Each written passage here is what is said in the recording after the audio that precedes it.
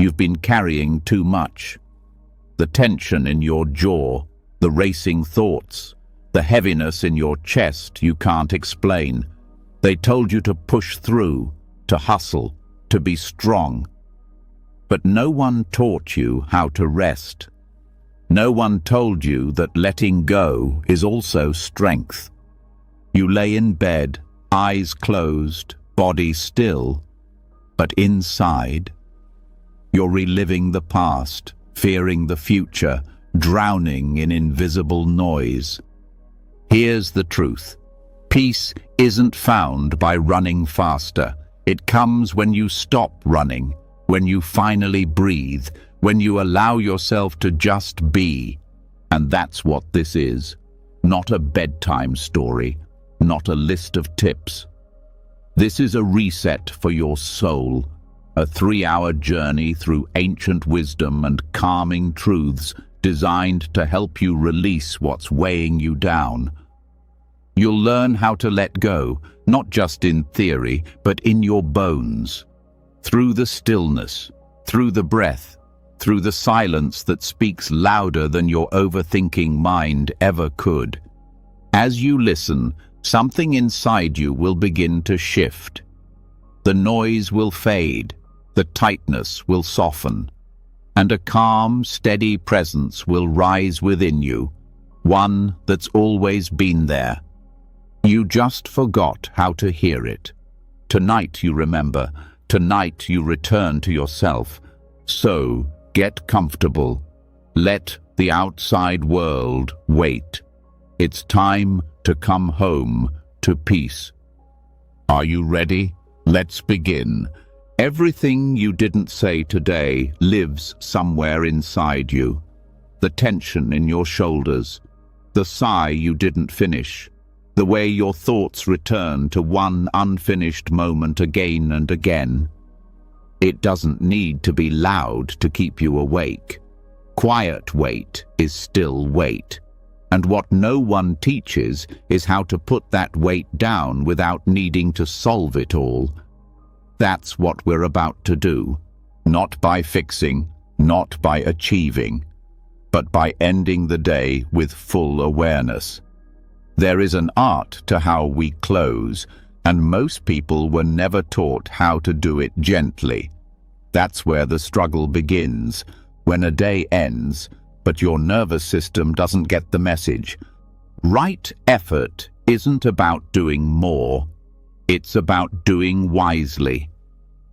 In the teachings of the Buddha, it's not the busyness of action, but the quality of your energy that matters, especially at night. Especially when your system is craving peace and you're still living mentally in unfinished conversations, to-do lists, and thoughts that never slowed down. Right effort at night means letting go of the idea that the day needs to be tied up like a perfect ribbon. It means accepting that closure is not a perfect ending, it's an intentional one. There's a big difference. One tries to control every detail, the other allows space for truth. As the day fades, your body wants stillness, but your mind keeps refreshing. That's where effort becomes suffering. The false idea that peace only comes once everything is finished. But you'll never finish everything, and you were never meant to. That's the gift of impermanence. It teaches you that things end not because they're broken, but because they're part of a larger rhythm. The mind clings to what's unresolved because it believes that by thinking more, it's being responsible. But the deeper responsibility is knowing when to rest. Not just physically, but mentally, emotionally, energetically. Effort becomes right. Effort when you recognize that sleep is not a pause in your life. It's part of it. Something sacred. Something that requires care. You can't enter deep rest while gripping tightly to the thought that there is more you should have done. Letting go doesn't mean you don't care. It means you've realized that caring also looks like release, also looks like softness, also looks like saying, I did what I could, and that is enough for today. So much of stress is not the moment itself. It's the resistance to the moment. It's the belief that something should have gone differently, that you should be somewhere else by now, that your current state is a mistake to be corrected instead of a reality to be accepted. When you let go of that resistance, space opens. In that space, clarity begins to speak. There are so many small rituals that can become sacred acts of closure if done with awareness. Washing your face at night isn't just hygiene, it's a way to say goodbye to the day. Turning off the lights isn't just utility, it's a sign to your nervous system that you're entering a new state. Even lying down becomes a ritual when it's done with full presence. These acts stop being routine and start being spiritual when you bring mindfulness into them. That's what right effort really asks of you. Not to do more, but to do with more care. There's a kind of tension that builds up in modern life that doesn't have a clear outlet. It's not dramatic enough to cry over, not urgent enough to scream about, but it lives in the background. It hums beneath your thoughts. You carry it into bed, and then wonder why you can't sleep. It isn't loud, but it's heavy. The antidote isn't to fight it, it's to acknowledge it, to notice with honesty where you are still gripping, still striving, still running in circles, trying to finish a race that doesn't even exist. Closure starts when you sit with the truth of how things are without trying to change them. You take a breath and say, this is what the day was. This is how I feel. And that's okay. You don't need to rehearse tomorrow. You don't need to rewrite today. You need to return to now, over and over, with tenderness. Right effort also means knowing that your energy is limited, that you're not a machine, that depletion is not a badge of honor. You can't offer peace to others when you don't allow it for yourself. You can't show up fully when your system is wired with tension and fatigue. Rest is not just recovery, it's fuel for your compassion. In Buddhist teachings, there's no shame in being tired. There is only awareness. Are you using your effort for clarity, or are you using it to cover up discomfort, chase validation, or resist rest? The answer lives in your body, your breath, your state, not in your checklist. Sometimes the most important thing you can do is allow things to be unfinished. Not because you gave up, but because you're wise enough to know that some things complete themselves when you stop interfering. There's wisdom in pause, growth in quiet, power in stepping back. It's not about perfection, it's about sincerity. Maybe you didn't meet your goals, but did you show up? Did you try? Did you learn something? Did you care? That matters more than metrics. That's the kind of success your soul understands. As you let go of the day, allow a kind of gratitude to form. Not forced positivity, just simple recognition. Something in this day held you. Something allowed you to make it to this moment. Even if it was hard, even if it wasn't pretty.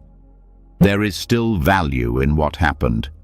And as the breath slows, you begin to feel how little effort is needed to rest when you no longer resist. The body knows how to release. The mind knows how to settle.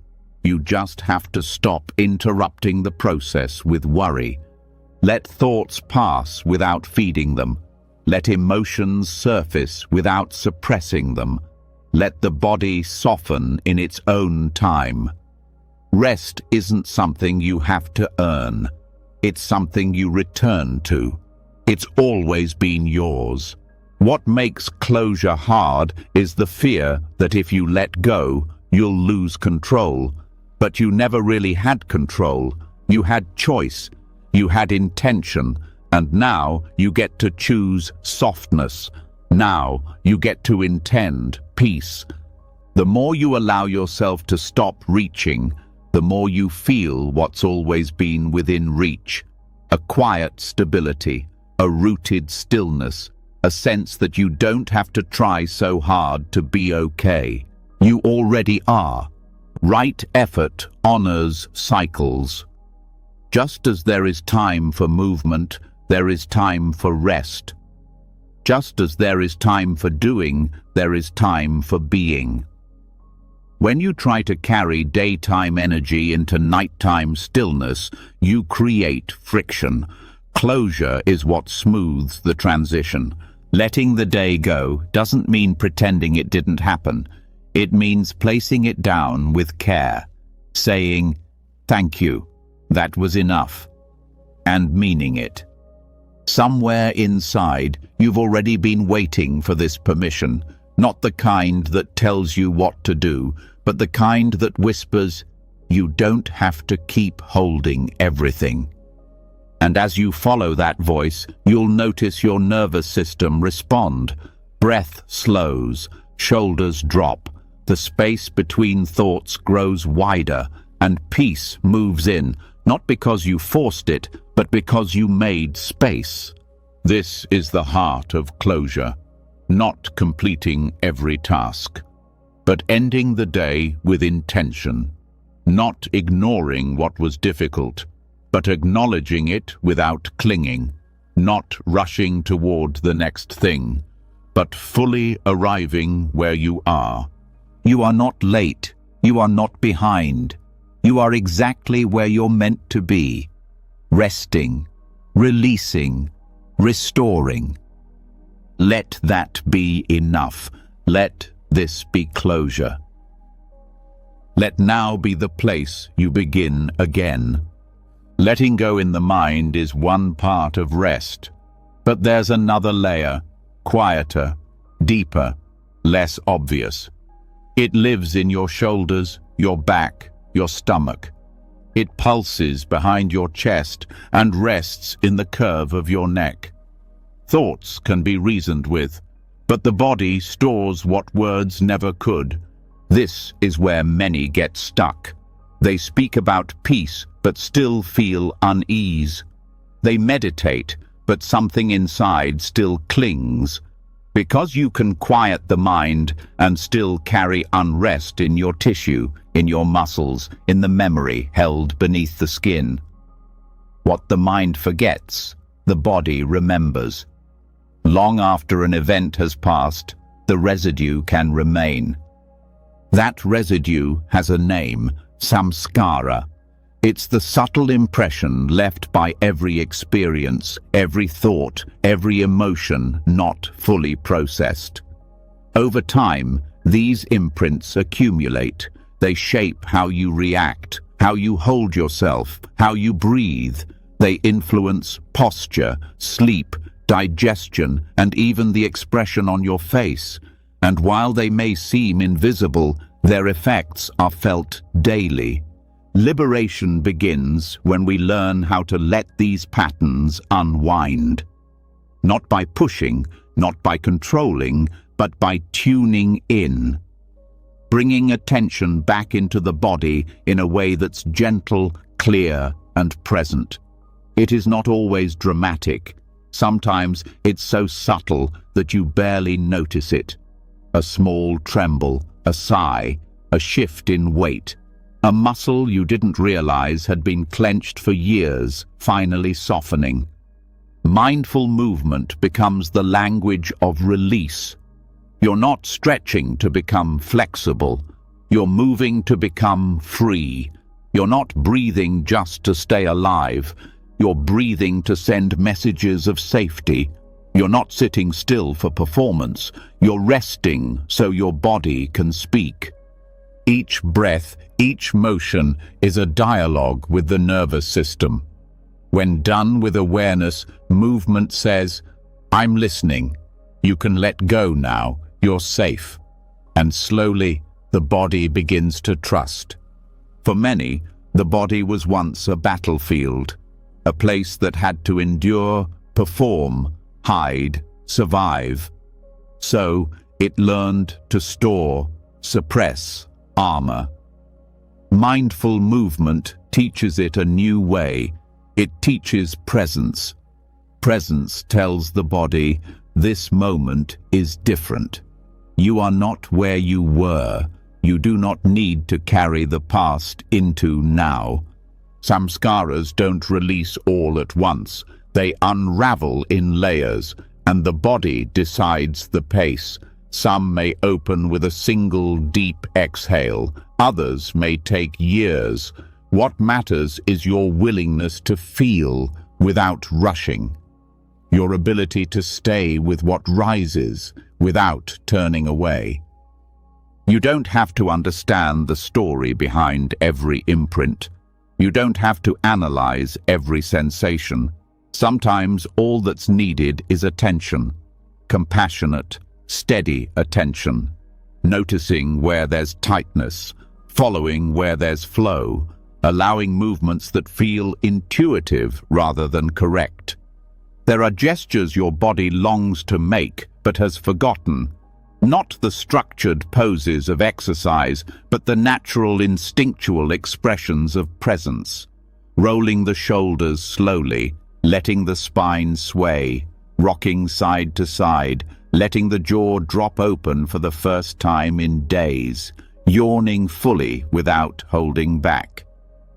These are the body's ways of saying, I'm starting to feel safe again. When you practice mindful movement regularly, the body becomes more honest. It starts to show you what it's held. Trembling after a long silence, tears that arrive unexpectedly, breath that feels unfamiliar. These aren't breakdowns, they are breakthroughs. They are signs that what was once trapped is beginning to shift. Breathwork is part of this release. Not just shallow breathing, but full, present, conscious breath. Breathing into the places that feel numb. Exhaling where tension has taken root. Letting the breath meet each part of the body with patience. Some areas might not respond right away. That's okay. The breath isn't forcing anything. It's offering space. Awareness deepens with slowness. The slower you go, the more you feel. The more you feel, the more you heal. Moving too fast pulls you back into patterns of effort and escape. But slow, steady attention invites stillness. Stillness isn't stagnation. It's clarity without resistance. It's the moment where release becomes possible. This is why somatic awareness is so important. It brings healing into the body. It reminds you that not all wisdom is mental. Your muscles carry memory. Your fascia holds emotion. Your bones echo stories you never voiced. And when you begin to explore your body with curiosity rather than critique, it starts to soften. It starts to tell the truth. You may notice postures that don't feel right anymore. Movements that once felt normal now seem forced. That's a sign of evolution. Your body is learning how to move from awareness instead of habit, from freedom instead of fear. Movement doesn't have to look like anything special. It can happen while brushing your teeth, while walking to the kitchen, while sitting on the floor. Every gesture becomes an opportunity to reconnect. Every breath becomes a chance to choose softness instead of tension. Trust deepens the more you listen. If you're tired, lie down. If your breath wants to deepen, let it.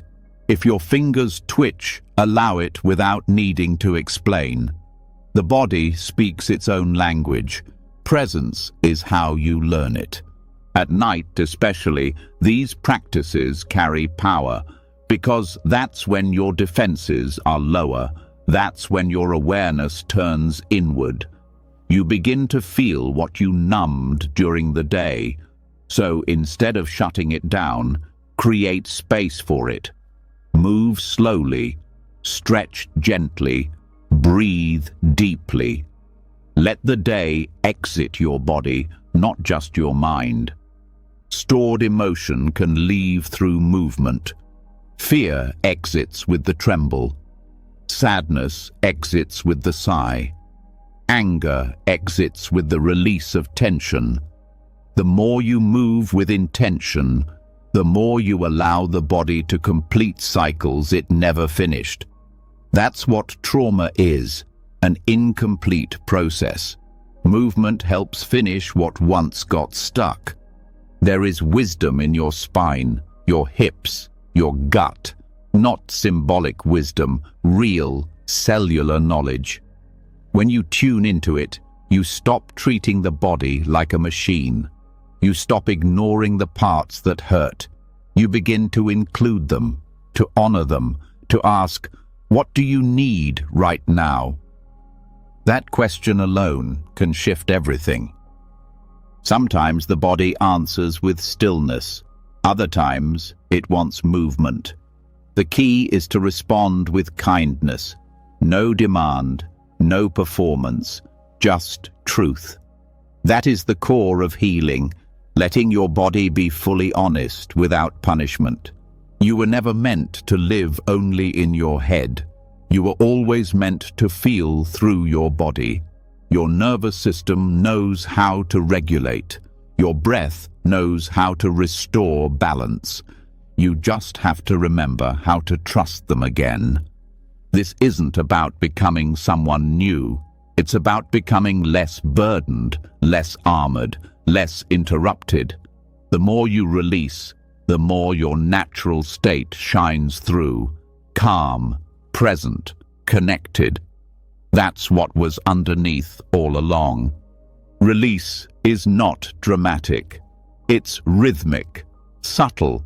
It builds over time, through repetition, through tenderness, through willingness to stay present with the discomfort until it shifts. And it always does.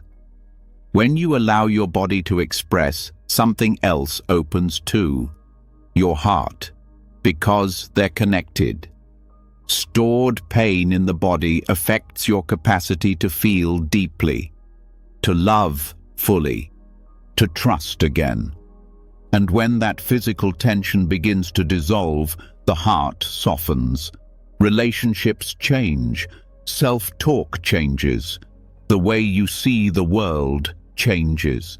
This is why this practice is essential. It's not just for stress relief, it's for liberation. Liberation from old responses, old stories, old ways of being that no longer serve. Liberation that starts from within and ripples outward. And you don't need to be skilled. You don't need to know yoga or dance or anything structured. You just need to listen. Move slowly. Breathe. Stay present. That's enough. That's more than enough. Let this be your offering to yourself, not another thing to do, but a way to return to wholeness. Let it be sacred. Let it be personal. Let it be true. You deserve to feel what it's like to live in a body that isn't bracing itself. That isn't waiting for the next blow. That isn't holding on for survival. You deserve to live in a body that feels like a home. And that begins now, with one breath, one movement, one moment of letting go. Let the imprint dissolve. Let the weight leave. Let the presence deepen. You are not what you carried. You are who you become when you let it go. When the body begins to soften, the breath slows and your inner space clears, something unexpected starts to happen. Thoughts rise, not chaotic ones, but old ones. Stories you've repeated, roles you've clung to, identities you've been wearing for so long you forgot you could take them off. It's quiet now, and in that quiet, they become loud. This is the moment where presence asks for something deeper than stillness. It asks for honesty, not the kind you speak to others, the kind you whisper to yourself when no one is listening, the kind that's raw, that doesn't try to sound wise, that just tells the truth. Reverse journaling begins here.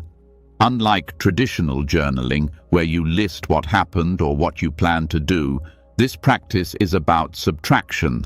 Instead of tracking your wins or defining your goals, you let the page hold what you're ready to release. You don't chase the self you want to become. You meet the self you're done pretending to be. You write not to affirm, but to let go. This isn't about organizing thoughts. It's about excavating what weighs you down. Thoughts that loop endlessly. Beliefs that used to protect you, but now keep you small. Attachments that feel like comfort, but cost you peace. The Buddha taught that attachment is the root of suffering. That clinging, even to the good, leads to pain, because everything changes. And when we try to hold what is meant to pass, we suffer. Reverse journaling is the practice of setting those attachments down on the page so you can walk forward with less. It's not always obvious what you're attached to. That's why writing helps. The page reflects what you might not have noticed. A repeated phrase, a pattern of fear, a need to explain yourself. When you write without a filter, your unconscious reveals what you haven't had the space to say out loud. Start simple. You can begin with the phrase, "I release," and let your hand move. Don't judge what comes out. Don't pause to make it beautiful. Let it be messy. Let it be real. You're not documenting your life. You're clearing the space to live it. Maybe you release the idea that you have to be productive to feel worthy. Maybe you release the need to be understood. Maybe you release an old version of yourself who needed to survive in ways that no longer serve you. The power isn't in how well you write. It's in how deeply you feel what's written. This practice is like opening a valve. What's been trapped finally has a way out. You don't need to understand every word. You don't need to interpret every line. The act of writing is enough. It moves what's stuck. The more you write from release rather than achievement, the more you start to feel lightness. You begin to see how much of your stress comes not from life itself, but from the attachments you place on life. Expectations, titles, outcomes, roles, control. You write to unhook from these, and over time, something subtle shifts. You stop writing to fix yourself. You start writing to meet yourself. You begin to notice the voices in your head that don't belong to you, the ones that sound like pressure, the ones that demand perfection. You put them on paper, you look at them, and you decide they no longer get to live inside you. This is not just emotional, it's physical. As you let go on the page, the breath changes, the tension eases, your body responds. Because letting go is holistic. You don't just release mentally, you release somatically, spiritually, even energetically. Reverse journaling makes that process tangible. You can burn the page afterward, tear it, crumple it, or keep it. There's no right way. The practice is not in the outcome, it's in the act itself, in the decision to meet your truth without decoration, without the pressure to be positive, without the need to solve, just being honest, completely, without fear of judgment. Sometimes you'll write the same sentence over and over. That's okay. Repetition is a sign of imprint. Some attachments are layered. They've lived in you for years. They don't dissolve in one moment. But each word is a crack in the armor. Each line is a breath of release. You'll notice over time that the voice on the page changes. At first, it may sound like resistance, then grief, then clarity, eventually space. You may even stop needing to write. You may sit in silence and feel the release inside your body without saying a word. But until then, the page is a safe container, one that holds everything you've carried without asking you to carry it any longer.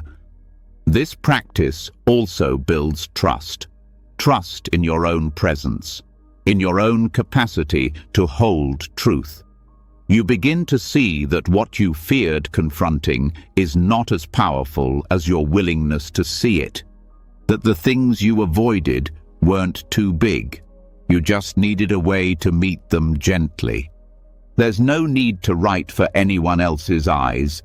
This is not a performance. This is a mirror. The more honest you are, the more free you feel. You may find that what you release changes daily. One night it's fear of being left. The next, it's pressure to be strong. Another time, it's the guilt of resting. The practice meets you where you are. It evolves with you. It reflects your inner world without editing it. Over time, you may begin to release things before they settle in. You'll notice when you're gripping. You'll feel the impulse to control and choose to soften instead. Writing becomes less of a task and more of a ritual, a way to return to center. And you don't need long. Sometimes a few minutes is enough. A few lines that clear the fog. You don't need to write an essay, just enough to hear yourself without noise. This is not journaling for planning. This is journaling for emptying, to create space, to feel less full of things you never meant to carry. And once that space is open, something new can enter. Insight, clarity, calm. You don't have to try to create these. They arrive naturally in the absence of clutter. There's something powerful about giving form to what was once formless. A thought held inside feels heavy. A thought written down feels seen. And what is seen can move. What is acknowledged can change. You may notice a pattern of attachment to outcomes, wanting things to go a certain way, feeling safe only if the future looks how you imagined. Reverse journaling helps you loosen that grip, helps you realize that you can still care without clinging. That freedom doesn't mean detachment from life, it means detachment from fixation. Some nights, the release is quiet. Other nights, it's emotional. Both are valuable. Both are real. There's no better or worse. There's just presence or absence. And you always have the power to return to presence. Write without goals. Write without purpose. Write just to see what rises when you don't censor yourself. Let the page carry what your body has held. Let the ink speak what your voice could not. Let your honesty be the practice, and let your practice be enough. Because you are not what you write. You are the space that holds it, the presence that observes it, the awareness that sees without judgment, and the more you release, the more you return to that spacious self, the part of you that is not burdened, that is not striving, that is simply here. This is where peace lives, and every time you pick up the pen, you return to it, word by word, breath by breath, truth by truth. Let it flow, let it leave, let it be gone. You don't need to carry it anymore. When the weight of what you've let go begins to settle, you don't always feel lighter. Sometimes you feel space, a strange, unfamiliar space where the old emotions used to live. The voice of release grows quiet, and you notice something deeper beneath it. Not pain, not joy, just stillness. And that stillness can feel confusing. You're not suffering, but you're not celebrating either. You're not full, but you're not empty in a sad way. You've reached something more primal, something beyond thought, something silent. This silence is not nothing. It's not a void in the way the mind fears. It is fertile, alive, a kind of inner night that holds more truth than all the thoughts that came before it. And here, you're asked to do something most people avoid, to stay, to stop searching, to be with the quiet and let it speak. This is where the practice of honoring darkness begins. In daily life, darkness is seen as something to fix, escape, or illuminate. Light gets all the praise, the brightness of answers, the clarity of knowing, the comfort of direction. But in many wisdom traditions, darkness is not the enemy. It is the mother of light, the container where all new things are born. In Buddhist teachings, this is known as shunyata, emptiness not as lack, but as possibility. This emptiness is the canvas where the self is undone, the noise dissolves, and insight quietly rises without effort. Most people fear darkness because it threatens identity. It holds no mirrors, no reinforcement, no tasks to prove worth. It strips away what's external and leaves only the presence that remains when the masks are gone. That kind of quiet isn't passive, it's radical. It asks you to rest without distraction, to sit without knowing, to breathe without control. At first, it may feel uncomfortable. The ego is used to doing, to planning, to knowing what's next. Darkness offers none of that. Instead, it offers stillness with no agenda, time with no goal, space without measurement. This is the practice. Let the darkness hold you, not as something to endure, but as something to enter willingly. Let yourself notice what arises in the absence of stimulation, without the phone, the task, the sound. In that absence, deeper things become visible. You notice your thoughts slowing. You notice your breath as it actually is, not as you want it to be. You notice the pace of your heart, the weight of your body against the bed or floor. You return to reality, but not the external kind, the internal kind. The one that doesn't change with the headlines or your inbox or your schedule. This kind of darkness has its own intelligence. It reveals things gently, not through concepts, but through sensations, flashes of insight that don't come from thinking, but from listening, from sitting in the unknown long enough to feel what lives there. It is here that clarity begins. Not all at once, not with fireworks, but with quiet certainty, the kind that doesn't explain itself. It doesn't arrive with language.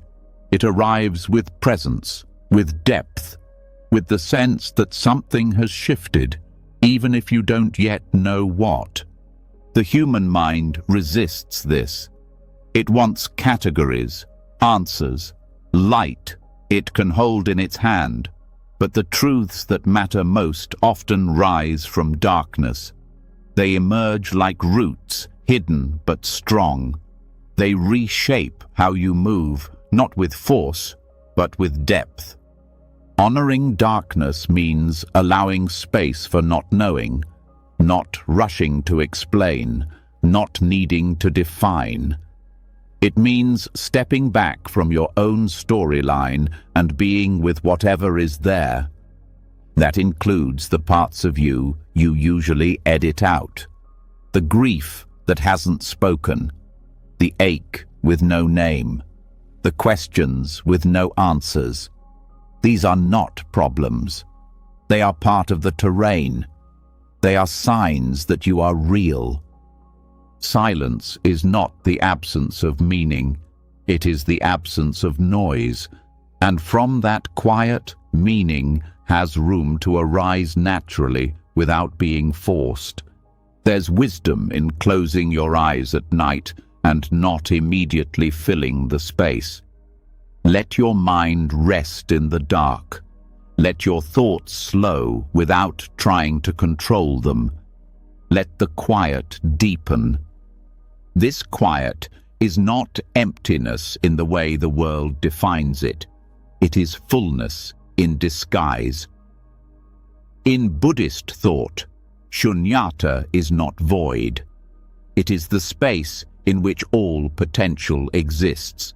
It's the field where you can release your grip and know that what matters will remain.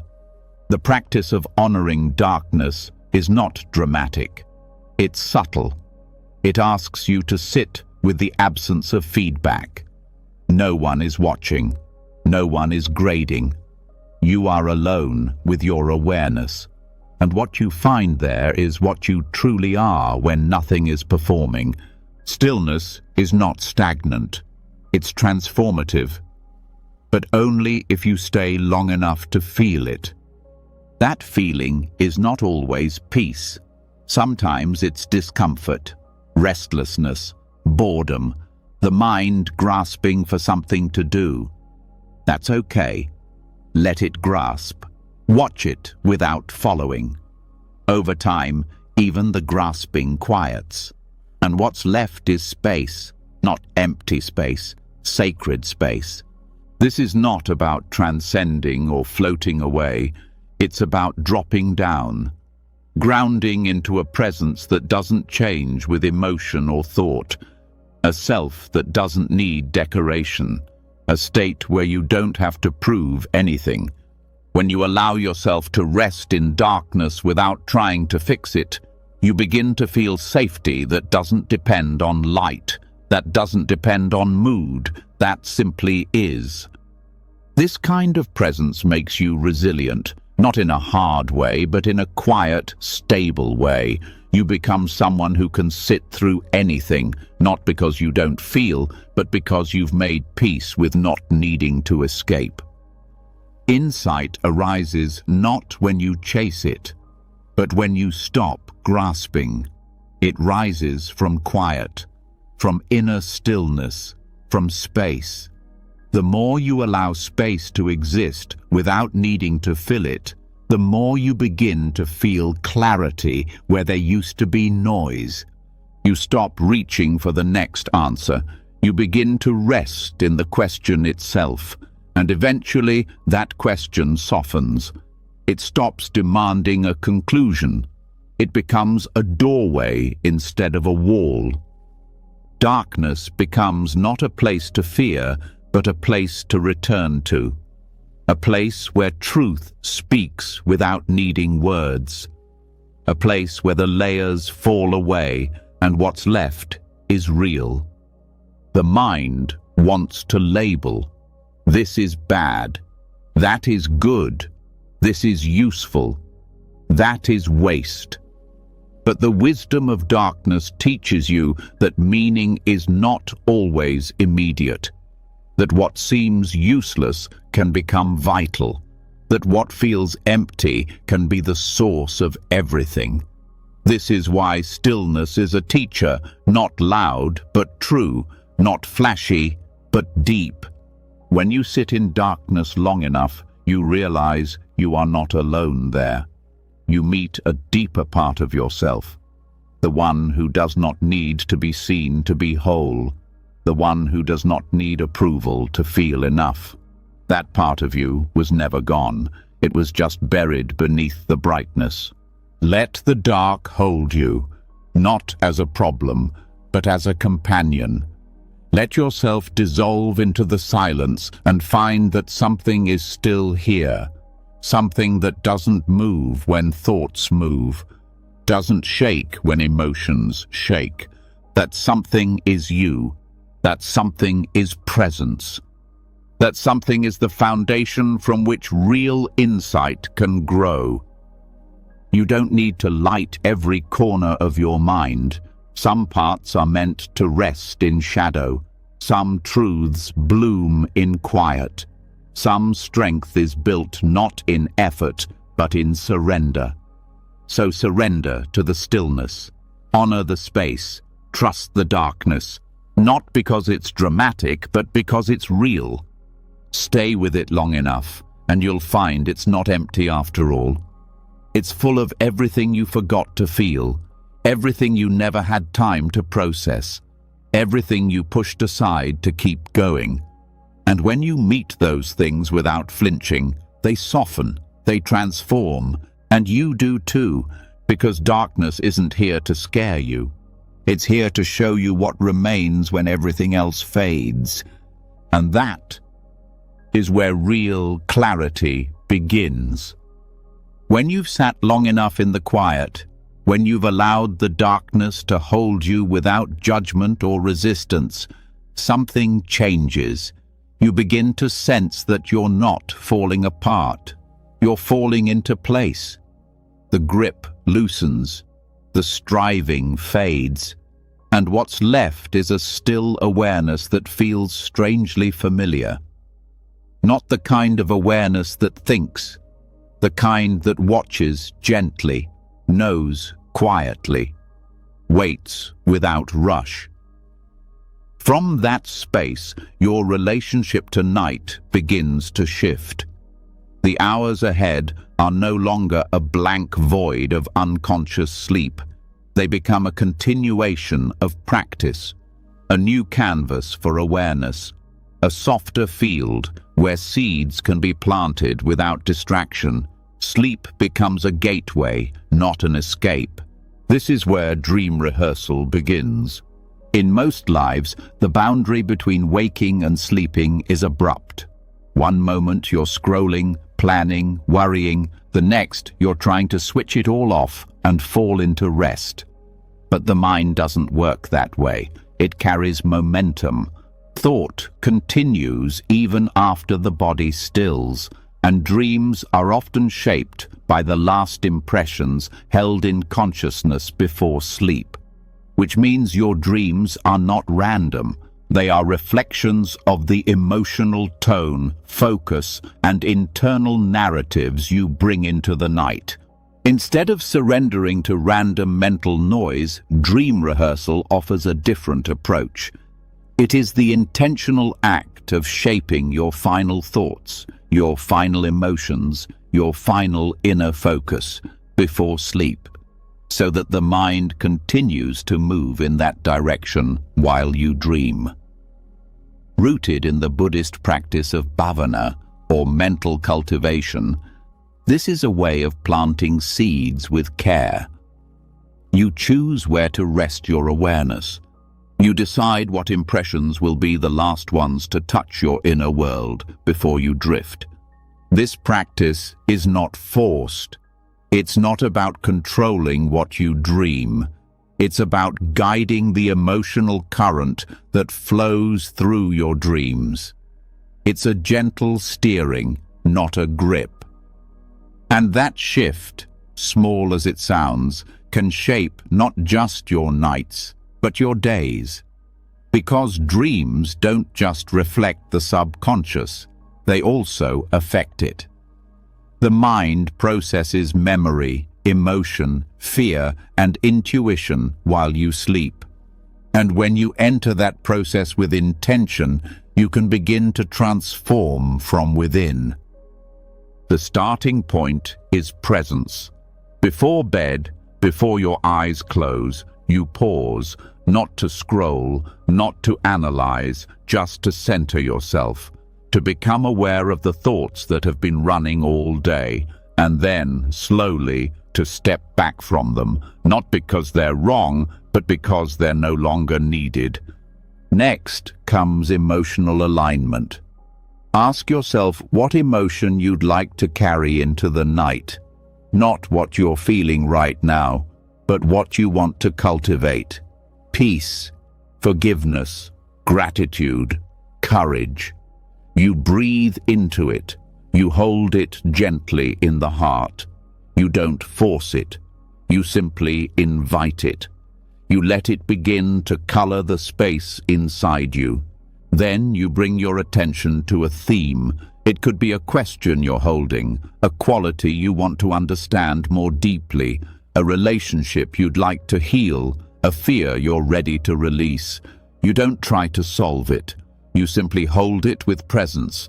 You let the question rest in your awareness like a candle, soft, unassuming, and you trust that the dreaming mind may move toward it in a way that your waking mind cannot. If this is new, it may feel subtle. You may wonder if anything is happening, but the work is internal. It doesn't need validation. Over time, the practice begins to reshape your inner rhythm. You begin to notice that dreams carry more meaning. You may wake with insight that wasn't there before. You may feel lighter, more resolved, even without clear reasons. That is the fruit of mental cultivation. Some people choose to write before sleep. A few words to ground their focus, a sentence of what they're releasing, a reminder of the quality they want to grow.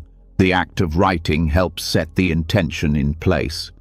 Others speak a phrase aloud, a mantra, a wish, a prayer. Even a whisper is enough. What matters is sincerity, not complexity. You may also visualize, not to force imagery, but to gently evoke it. A place that feels safe, a symbol of healing, a face that carries kindness. You hold it in your awareness with tenderness, letting it settle into your consciousness like a gentle imprint. Not a story, just a feeling, a tone, a direction.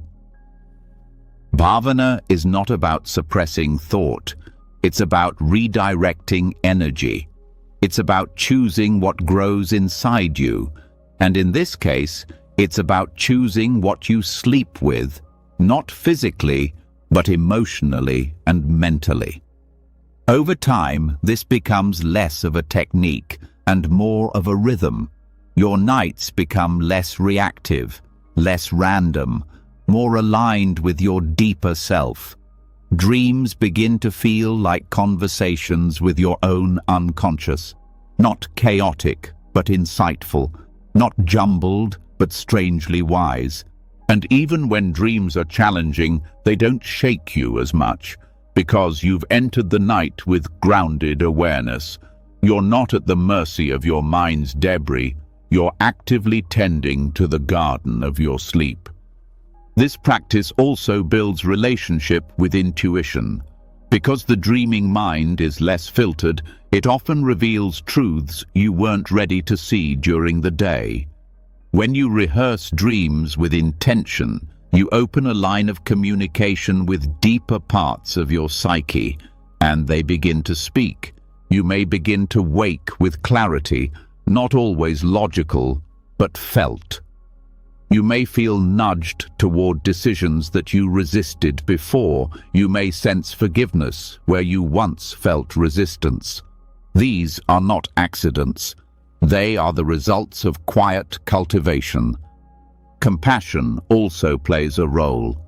You may rehearse dreams with the intention to meet someone with understanding, to release resentment, to speak what you didn't get to say. The dream becomes a sacred space for that healing to unfold. Not as a substitute for waking life, but as a space where the heart can soften without interruption. Insight comes not just from reflection, but from openness. When you sleep with a mind that is open, soft, and directed with care, you create space for insight to arise without force. Dreams can carry messages, images, symbols that speak louder than words, and the more present you are before sleep, the more clearly you hear them. This is not about controlling sleep. It's about meeting sleep as a partner, a sacred transition, a space for transformation. And even if you don't remember your dreams, the practice still works. The mind processes in layers. What you plant before sleep affects how you wake, your mood, your thoughts, your energy. The deeper self is listening, always, even when you don't consciously hear it. Over time, sleep becomes something more than rest. It becomes a temple, a place where you meet yourself more deeply than in any mirror, a place where you dissolve the self you performed all day and return to the self that simply is. Dream rehearsal isn't about doing more, it's about doing differently, with care, with clarity, with love. It's a small shift that creates deep change, a quiet act that speaks loud in the soul. Let your nights be sacred. Let your last thoughts be gentle. Let your heart soften before sleep. Let your inner world be shaped with kindness. What you give to your dreams return to you. Let it be peaceful. Let it be wise. Let it begin tonight. The more intentional you become with sleep, the more you realize how much of life isn't about control. It's about relationship. Your relationship with silence, your relationship with time, your relationship with uncertainty. And one of the hardest relationships to make peace with is the one you have with your own limits. Not just physical ones, but emotional, mental, and circumstantial. The things you cannot do, cannot change, cannot reach, at least not yet. These limits often feel like failure, like something to fix, stretch, or overcome. But what if they weren't flaws? What if they were teachers? This is where gratitude begins to shift everything. Not the kind of gratitude that only celebrates comfort, not a list of things that went well, but a deeper kind, a kind that includes the things you resisted, the things you called inconvenient, the ones that stopped your plans, the ones that made you feel small.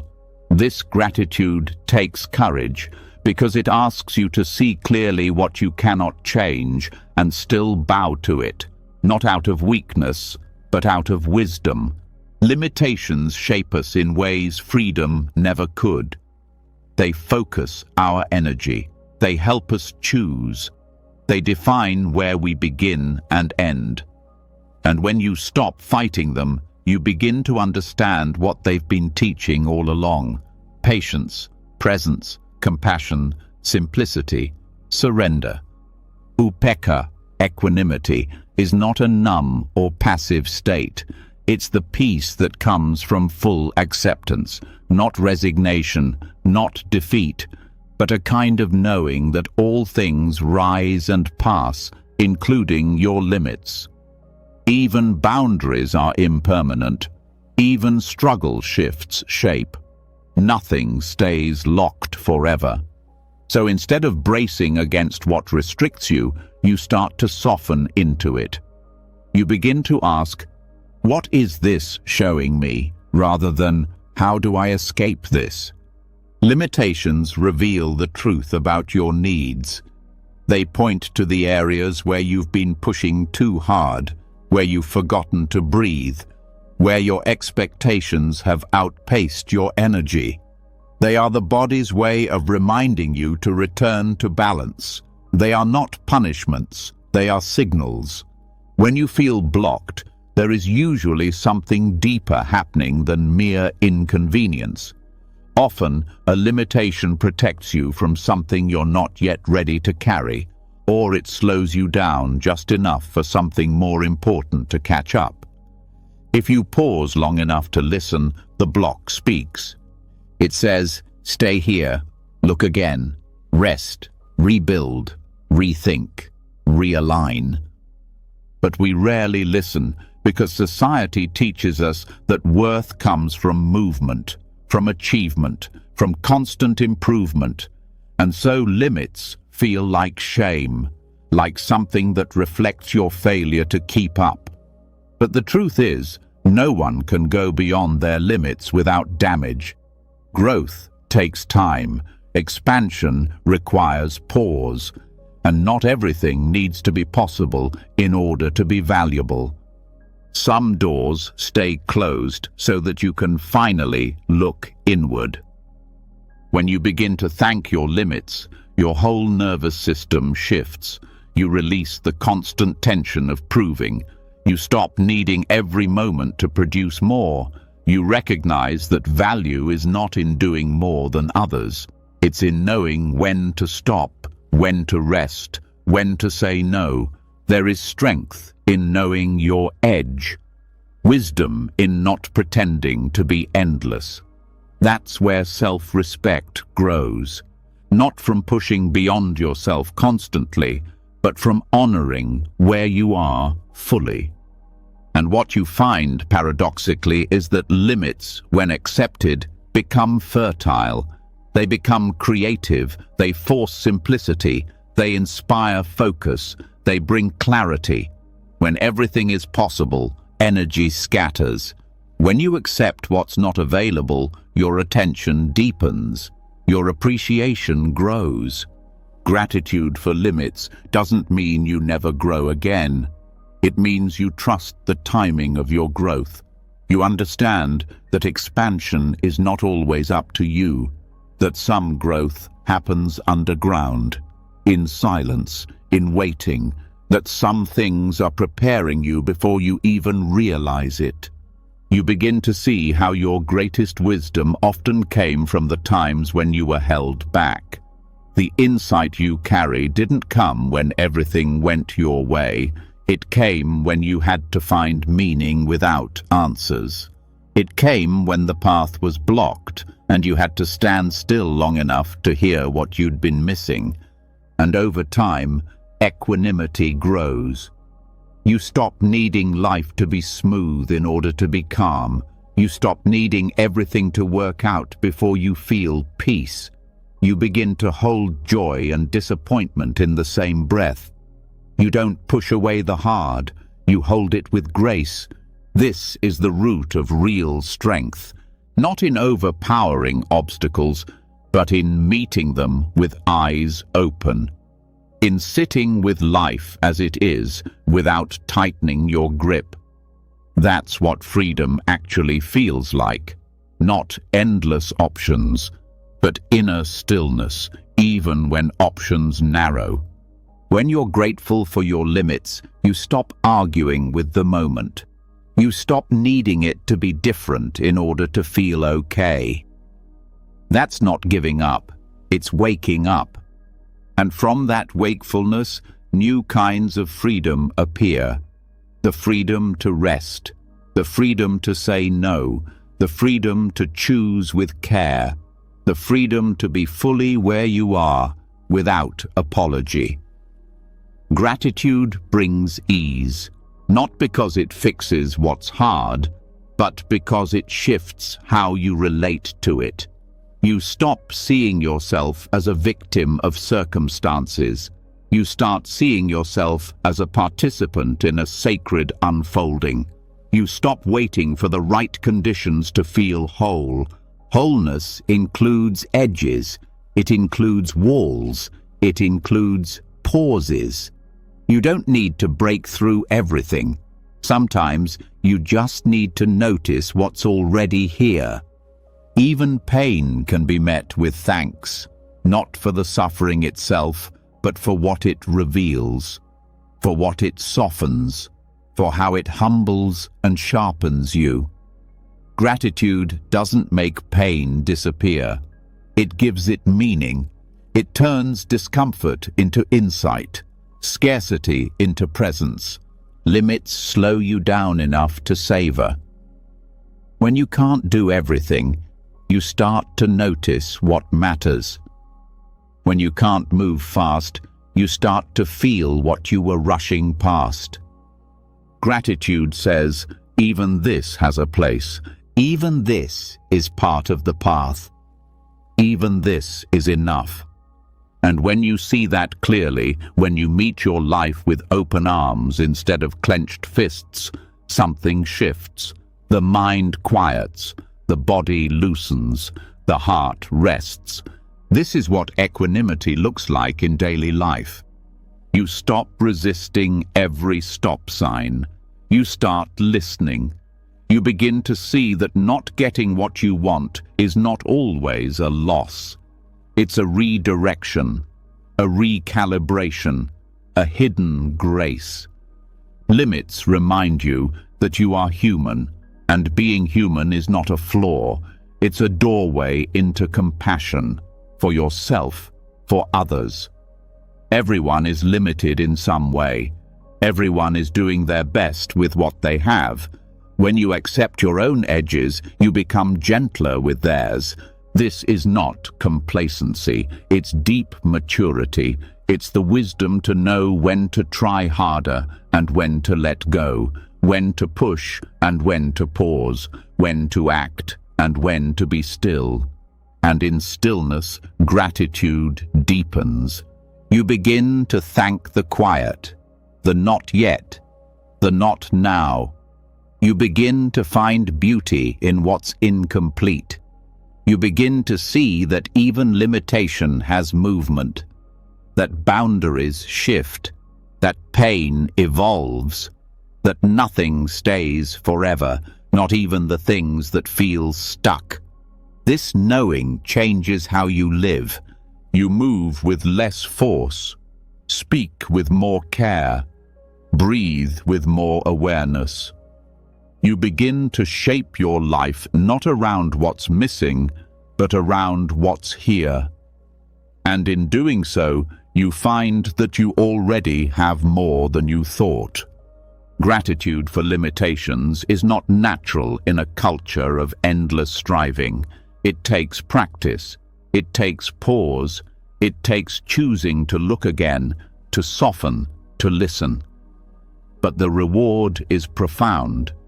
You become someone who doesn't need life to bend perfectly in order to feel peace. You carry peace with you, in your breath, in your gaze, in your way of being. This is real freedom, not the absence of limits, but the presence of grace within them. And from here, the next moment arrives, not because you chased it, but because you were present enough to meet it, fully, softly, ready. When you stop resisting your limits and begin to honor the pace of life, something unexpected begins to shift. You no longer fight the slowness. You no longer panic at the pause. You realize that not everything must be stretched, fixed, or accelerated.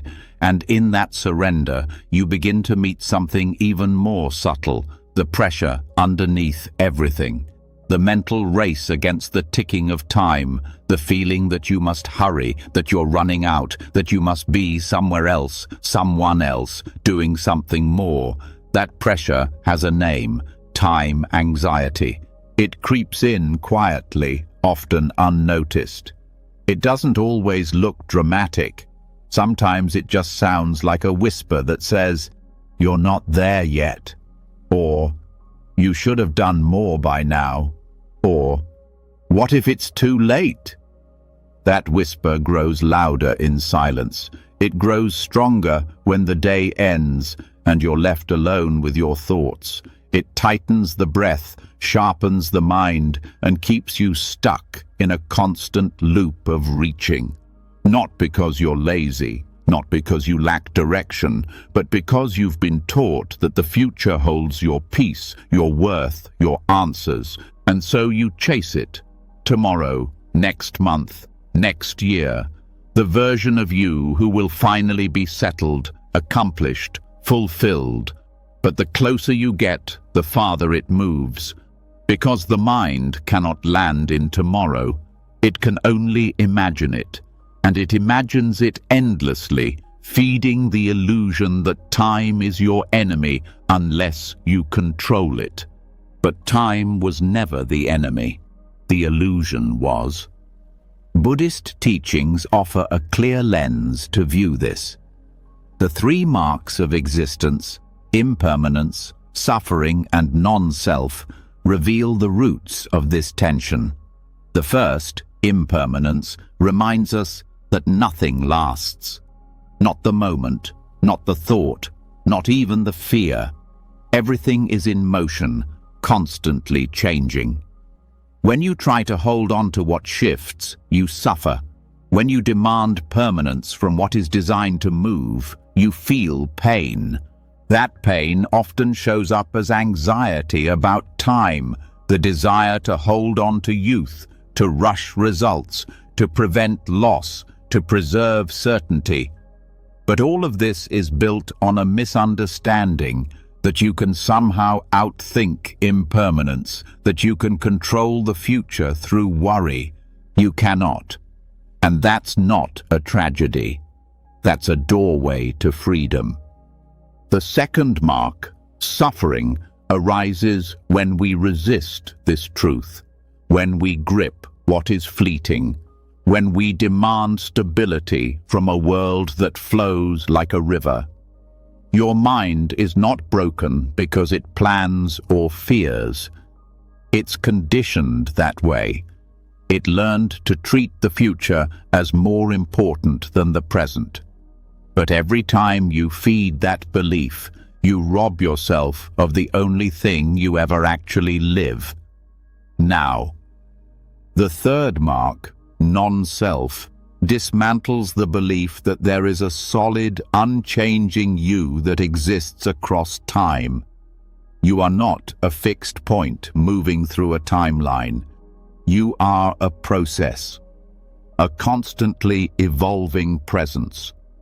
Who you were is not who you are. Who you are is not who you'll become.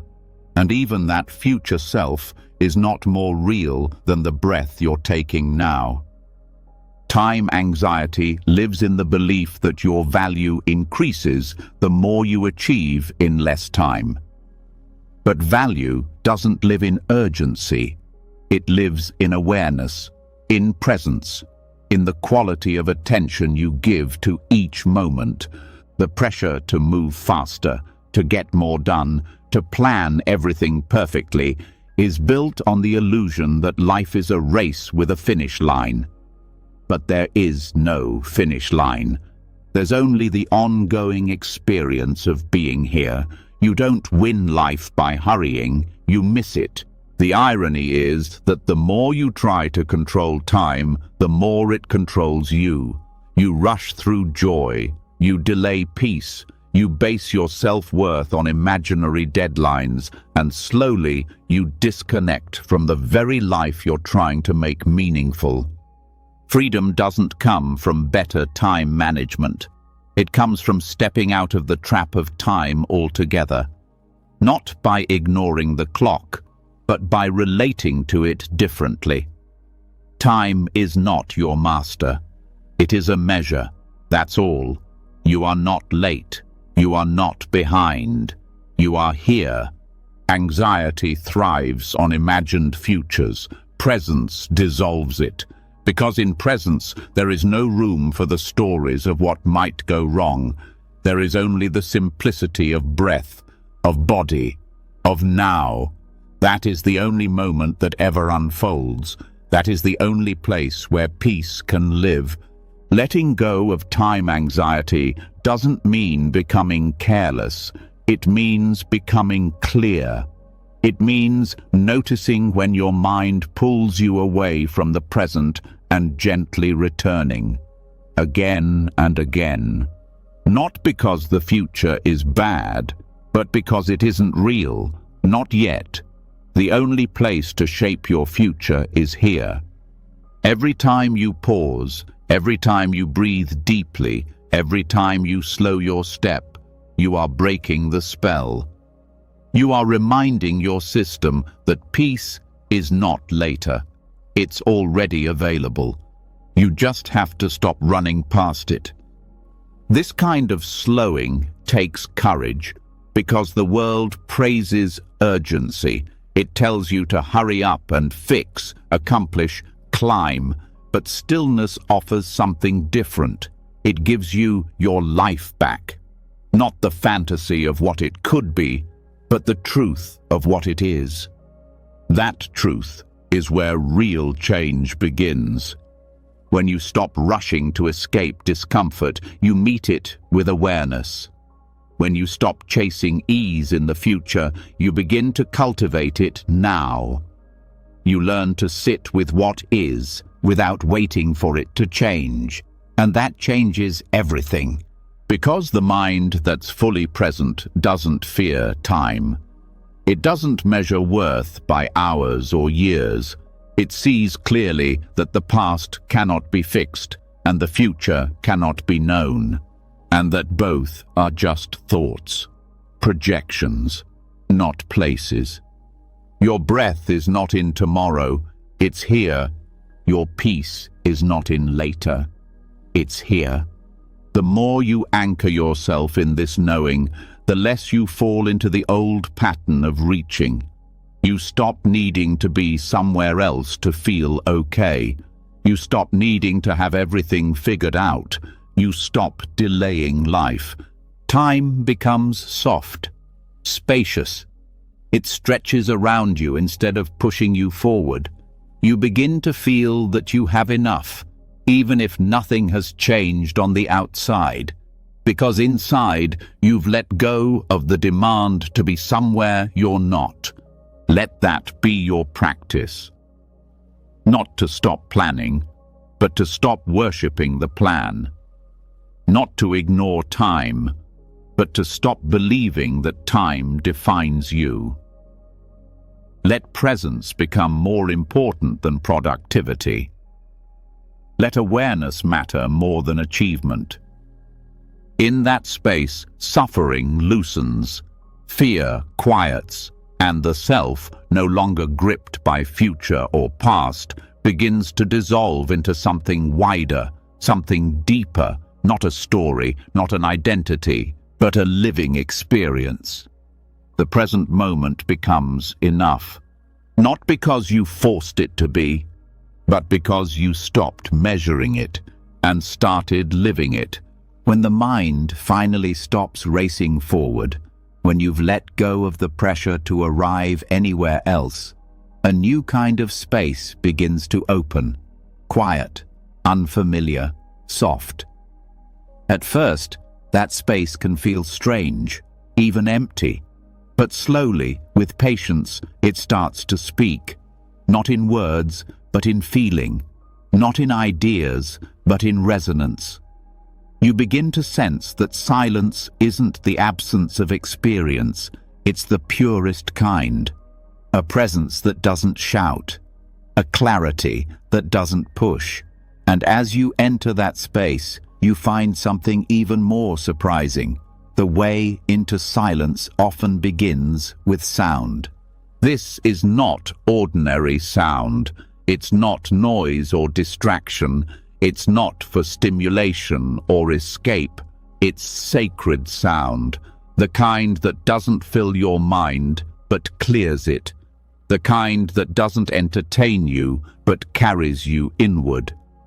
Through chant, tone, or mantra, vibration becomes a guide, one that leads your awareness to settle, to concentrate, to dissolve into stillness so profound it doesn't need silence to be quiet.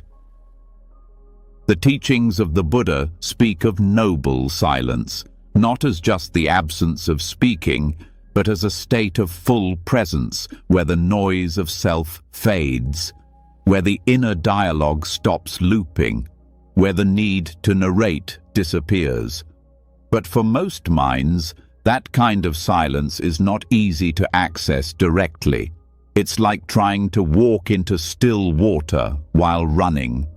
Sound becomes the bridge, a way to meet the mind where it is and walk it toward the space where it can rest. Mantra is one form of that bridge. A simple phrase or sound, repeated not with tension but with rhythm, begins to slow the mind's movement. It doesn't try to overpower thought, it simply offers a steadier pattern. As the mantra repeats, thoughts begin to soften, the nervous system shifts, focus deepens, the body relaxes. It becomes easier to stay with the moment because the sound becomes the anchor. And it's not about the meaning of the words, it's about their resonance, their tone, their cadence. Ancient languages like Pali or Sanskrit were designed not just for speaking, but for vibrating through the body. Each syllable carries subtle impact, not mental, but energetic. The sound enters through the ears, but settles deeper. It touches places the intellect cannot reach. Chanting functions in a similar way, not as performance, but as practice. When done slowly, with full presence, it becomes a doorway to stillness. Your own voice becomes the tool that carries you into deeper awareness. Each note becomes a breath. Each phrase becomes a step toward quiet. This is why sacred sound is used not to fill space, but to clear it, to strip away the layers of mental noise, to replace chaos with rhythm, restlessness with repetition. It's not about volume or melody, it's about connection. When you chant or listen with full attention, you are not trying to get somewhere. You are being exactly where you are, completely. The paradox is that sound, when used with intention, doesn't disturb silence. It reveals it. Because silence is not the absence of vibration, it's the space that allows vibration to exist. It's the vastness behind the sound, the awareness that hears it without attachment. Tonal chanting deepens this process. Certain tones resonate not just with the ears, but with the body itself. The chest vibrates, the throat opens, the belly grounds. These are not abstract ideas. These are lived sensations, felt directly. As the sound hums through you, it brings your awareness out of thought and into the body, out of narrative and into now. You may begin with the sound, but eventually the sound becomes background. The vibration lingers, the repetition fades, and what remains is presence. Silence, not as emptiness, but as fullness without form. Sacred sound also teaches you to listen differently, not just to external sound, but to the subtle tones within you, the hum of your own breath, the faint ring of awareness, the rhythm of your heartbeat. These are not distractions, they are invitations. When you listen deeply, even your body becomes part of the practice. The deeper you listen, the less you need to add.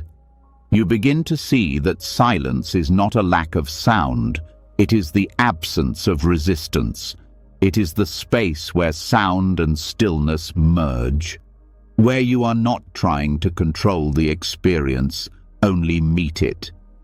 This meeting is what dissolves separation between sound and silence, between self and awareness, between effort and ease.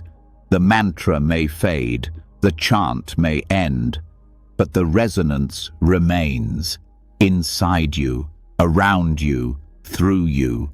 Some traditions use a single syllable like Om or Aham or Soham. These are not decorations. They are keys. They vibrate in alignment with breath, and when repeated slowly, they entrain the mind. Thought loses its grip. The need to fix, to chase, to grasp begins to release. The voice becomes less about identity and more about rhythm, and eventually even that rhythm quiets. You are left not in absence, but in presence so complete it needs no words. This is noble silence, not blankness, not withdrawal, but awareness without commentary. You begin to feel that silence itself is a sound, the soft hum beneath everything, the vibration of being, and you no longer need to reach for it. It is always here. Sacred sound just reminded you how to hear it, and even when life gets loud again, you carry that stillness. You remember how to return. A single breath, a simple tone, a quiet chant whispered inward. And there it is again, the silence, not forced, just revealed. Because the deepest silence was never the absence of sound. It was the quieting of self. And in that quiet, everything is clear, everything is enough, everything belongs. When the sound fades, but the clarity remains, something profound is revealed.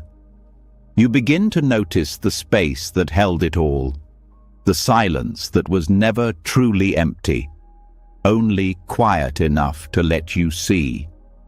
And as your mind grows still, your awareness no longer clings to labels, explanations, or thoughts. The inner need to name, to narrate, to wrap everything in language begins to loosen. What rises next is not a thought, it is presence. Soft, steady, undivided, and it brings you face to face with a kind of knowing that cannot be spoken. This is where wordlessness begins, not as a lack of expression, but as the release of inner commentary, the dropping of mental scripts, the choice to experience without dividing everything into concepts. This is the practice of bare attention, sati in its truest form.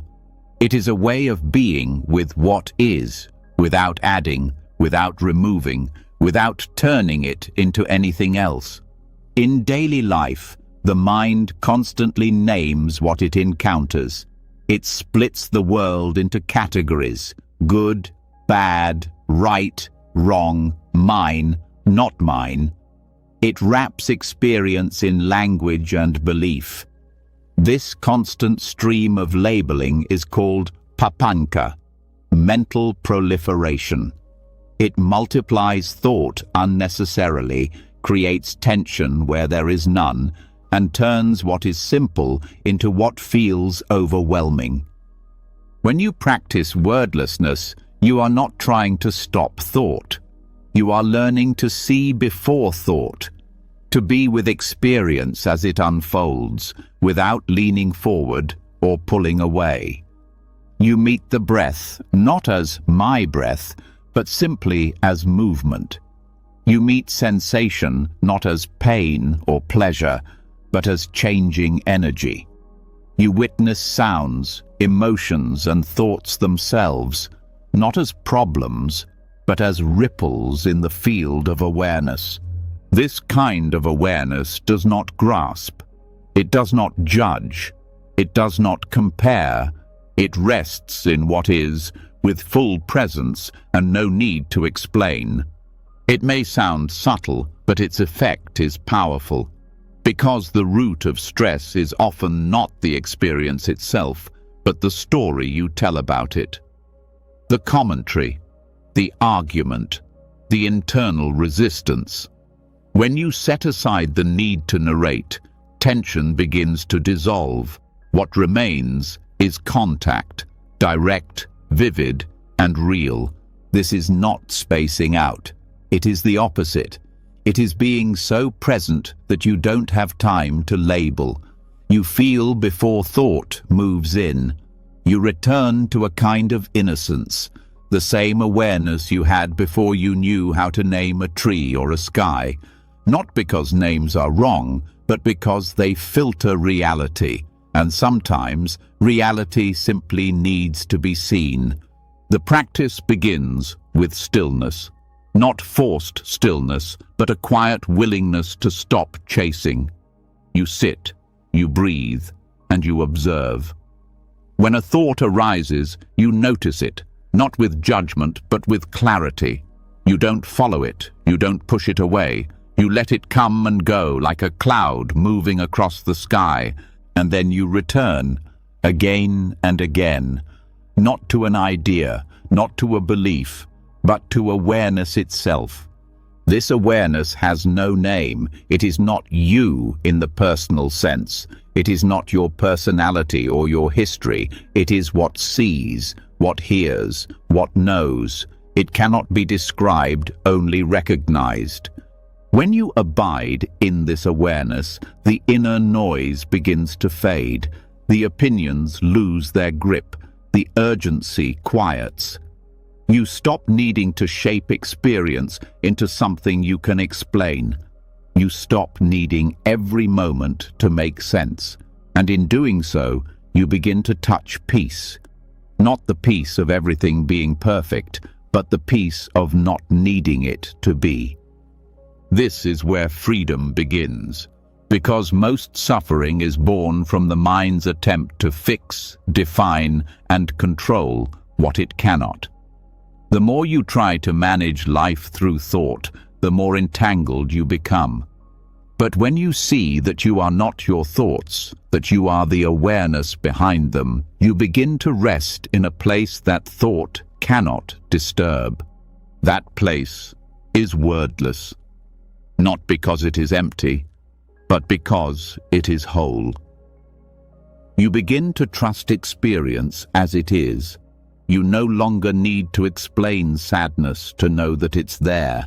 You no longer need to justify joy to allow it. You meet each moment as it arrives, and you let it pass when it's ready. This trust deepens through practice, not a practice of doing more, but of doing less, of letting the world be what it is, of letting yourself be what you are, without the constant filter of internal language. And this doesn't mean abandoning thought. Thought has its place. Language has beauty. But you begin to choose when to use it. You stop living through it. You stop believing every sentence the mind constructs. You start seeing the gaps between the words, and those gaps are sacred. In those spaces, clarity is sharper. Compassion is easier. Presence is fuller. You feel the world not through the veil of ideas, but through direct contact. The breath as breath, the sound as sound, the body as sensation, the mind as movement. You witness all of it, and yet you cling to none of it. This is what it means to abide in pure awareness. It is a resting, not a running. It is a stillness that includes everything, even change. It is a space that holds the mind's chatter, but is never disturbed by it. And in that space, you begin to feel deeply what it means to be free. Free from mental storylines, free from the compulsion to define, free from the constant inner conversation about who you are, what you want, what you need to become. You begin to see that none of that was ever real. It was only language, useful sometimes, but not the whole truth. The whole truth cannot be said. It can only be seen, felt, known in silence. And when you live from that knowing, you stop reaching, you stop defending, you stop grasping for the next identity or idea to hold. You simply rest, as the sky rests behind every storm, as the ocean holds every wave without resistance. There is no need to add to the moment, no need to fix what arises, no need to decorate what's already complete. You are already here. You are already aware, and awareness, in its purest form, needs no words to be true. When the inner dialogue fades and you begin to rest in wordless awareness, you don't lose yourself, you find something more original. A clarity not built on belief or labels, a softness untouched by striving. This quiet presence isn't new, it isn't created by effort. It was always there, underneath the mental constructions, behind the roles and routines. You weren't building something, you were remembering. Beneath all the noise, there is a mind that hasn't been shaped by fear, a mind that knows how to rest without reason. That original, untouched awareness. This is your Buddha nature. It is not something you develop. It is what remains when you drop what was added. It is not perfect in the way the world defines perfection.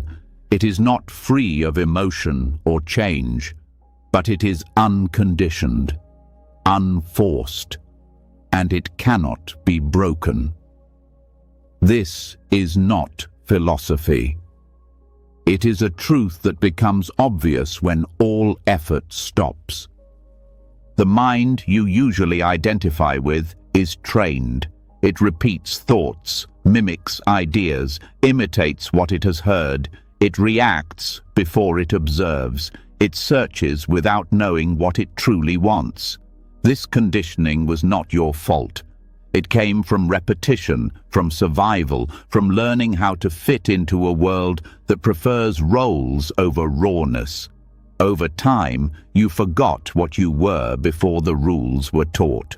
Returning to Buddha nature is not mystical, it is natural. But nature too has been covered, civilized, tamed, shaped into predictable patterns. And just like forests cleared to make room for cities, the inner mind was cleared to make room for ideas, for goals, for identity. The rewilding begins when you stop clearing space and start allowing it to grow again. This is not regression. It is not about losing language, logic, or structure. It is about remembering the original clarity that exists underneath structure. It is about recognizing that awareness did not begin when you learned to speak. It began long before that, in the simple act of being aware, of hearing before interpreting, of seeing without naming, of breathing without measurement. This return does not require effort. It requires trust. Trust in the possibility that stillness is intelligent, that silence is not emptiness, that there is something inside you that never needed to be built, only revealed. You are not returning to a blank slate. You are returning to the unfiltered ground of being. The conditioned mind will resist this. It will say, "That can't be enough." It will reach for concepts. It will try to evaluate even stillness. But the rewilded mind does not analyze. It listens. It feels. It responds from presence, not from rehearsed thought. It does not resist what is natural. It lets experience rise and fall without needing to fix or own it. This is not a fantasy. It is something felt directly in moments of full presence. When you are completely with what you are doing, without thought of outcome. When time feels irrelevant. When the self is not the center of attention. These are glimpses of the rewilded state. But they do not need to be rare. They can become the ground you live from. The reason this feels foreign is because of habit. Conditioning created loops in the nervous system, patterns of reaction that feel like personality. But they are not fixed. They are stories held in place by repetition and belief. When awareness becomes strong, these patterns soften, and what emerges is not a better version of you, but a freer one. One not defined by reaction. One not obsessed with self-image. Returning to Buddha nature is not about behaving perfectly. It is about acting from clarity. It is not about suppressing anything. It is about allowing everything without attachment. From this place, kindness arises naturally.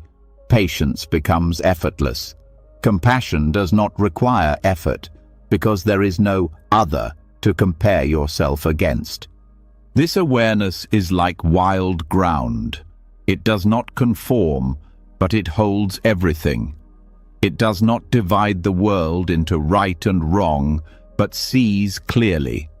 It does not speak much, but when it does, the words carry weight. Not because they are clever, but because they are rooted in silence. This kind of mind is not concerned with reputation. It does not fear not knowing. It lives close to the breath, to the earth, to the present. It does not need to explain itself. It knows its worth without needing confirmation. The world may not recognize this kind of presence. It may call it strange, unproductive, even lazy. But what the world calls laziness is often deep rest. What the world calls unproductive may be true clarity. And what the world calls naive may be real wisdom, wisdom untouched by cynicism. The rewilded mind does not need to win. It is not trying to succeed in anyone else's game. It lives by different rhythms. It moves with seasons, not with clocks. It trusts timing instead of forcing outcomes. To return to this mind, start small. Spend time in spaces without screens. Listen to sounds without identifying them. Feel your breath without needing to control it. Let your thoughts pass without turning them into beliefs. Let your body move without rehearsing how it looks.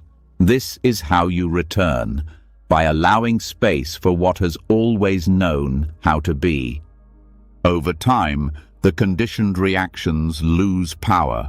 You stop needing to defend everything. You stop trying to correct everyone's opinion. You begin to care less about being understood and more about being real. Your words slow, your choices simplify, your peace deepens. This kind of return is not an event. It is a rhythm, a daily remembering, not forced, not scheduled, not achieved. It is a loosening, a softening, a homecoming. And as you continue to return, you notice you need less approval, less control, less complexity. What once felt essential now feels heavy, and what once seemed ordinary, like breath, stillness, sky, feels sacred again. You don't need to fight your conditioning. You only need to stop feeding it. Stop rehearsing the old scripts. Stop believing every reaction is a truth. Stop performing a version of yourself that feels distant. Allow wildness. Allow presence. Allow stillness to guide you back to what never left. This is not spiritual performance. This is your original nature. It was never broken. It does not need improvement. Only space, only trust, only silence deep enough to be heard again. As you begin to remember the depth of your own untouched presence, something else starts to move quietly in the background, a readiness to let go of even more. The clinging that once felt necessary no longer serves the same function. The effort to control, to grasp, to accumulate, mentally, emotionally, physically, starts to feel heavy. It no longer aligns with the clarity you've begun to touch. And now you're faced with the subtle question, what would it mean to let go, not just of the story or the thought, but of the need to hold anything at all? Renunciation begins not with denial, but with insight. It arises not from rejection of the world, but from seeing its nature clearly. It doesn't come from force. It comes from understanding the weight of clinging and realizing you don't need to carry it. When you release what burdens the heart, what's left isn't emptiness, it's freedom. And that freedom is found breath by breath. Renunciation is not dramatic. It happens slowly, through repetition, through gentleness, through awareness. And one of the simplest, most direct ways to enter it is through the breath, specifically through the exhale. In every breath out, there is a release. The body lets go, the lungs surrender, the muscles soften, and with it, the grasping loosens. The breath can become a teacher of letting go, not just of air, but of resistance, tension, identity. Every exhale can be an offering, a moment of trust, a decision to stop holding what was never yours to begin with. This is where Asubha Bhavana comes in, the contemplation of what is not beautiful. This practice is not about negativity or rejection. It is about clarity. It is a way of training the mind to see without glamour, to unhook from the attachments that come from illusion, to stop chasing what cannot satisfy.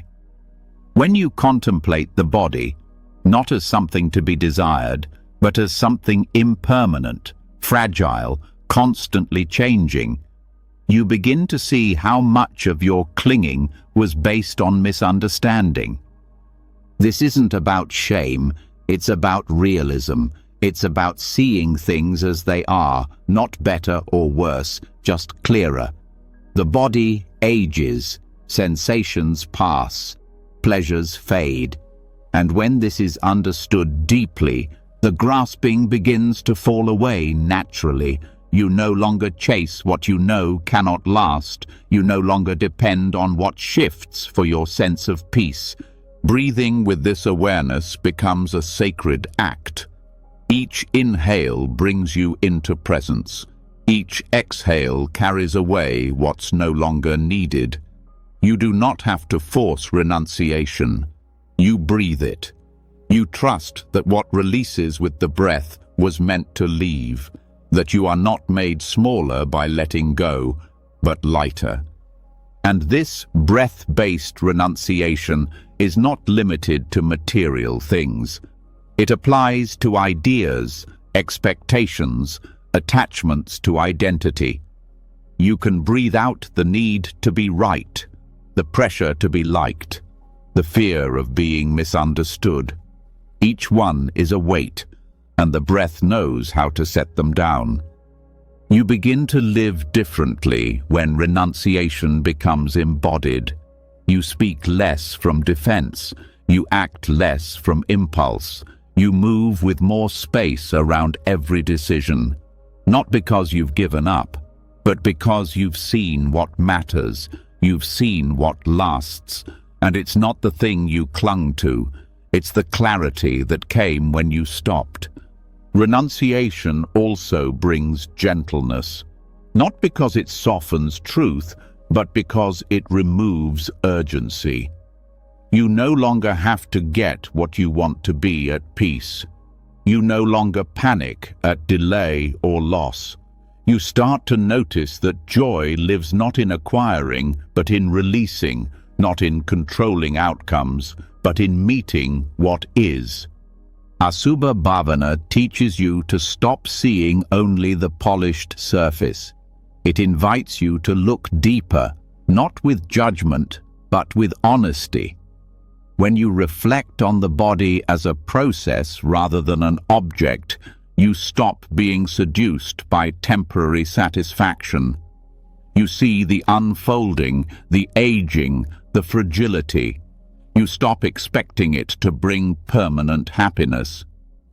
This doesn't create coldness. It creates compassion. You recognize that everyone is walking around in a changing, vulnerable form, that no one escapes decay, that no beauty is permanent. And from that insight, you begin to feel less alone. You no longer feel the need to compete, compare, or possess. You see your sameness with others, not your difference. Breathing with this insight shifts everything. The breath becomes not just a tool, but a ritual. A practice of returning again and again to what's real. You begin to notice where the clinging hides in a sentence, a tone of voice, a sudden reaction, and you breathe. You don't analyze, you don't suppress, you just let it leave with the exhale. This kind of renunciation does not require you to give up your life. It requires you to stop being ruled by it. You can still love, still work, still care, but without being bound, without believing that your worth depends on the outcome. You begin to participate more fully because you're no longer afraid of letting go. The breath teaches impermanence in every cycle. What comes in must go out. What arises will pass. Every moment appears and disappears. And the more you breathe with this awareness, the less you resist. The more you see that everything that clings creates suffering, and everything that releases brings space. You may notice that some attachments feel more stubborn. The identity you built, the story you've told for years, the idea that your value is linked to a title, a role, a possession. These are not easily dropped, but even here, the breath helps. You meet the attachment, you see it clearly, you name it silently, and you breathe it out, not to destroy it, but to stop being owned by it.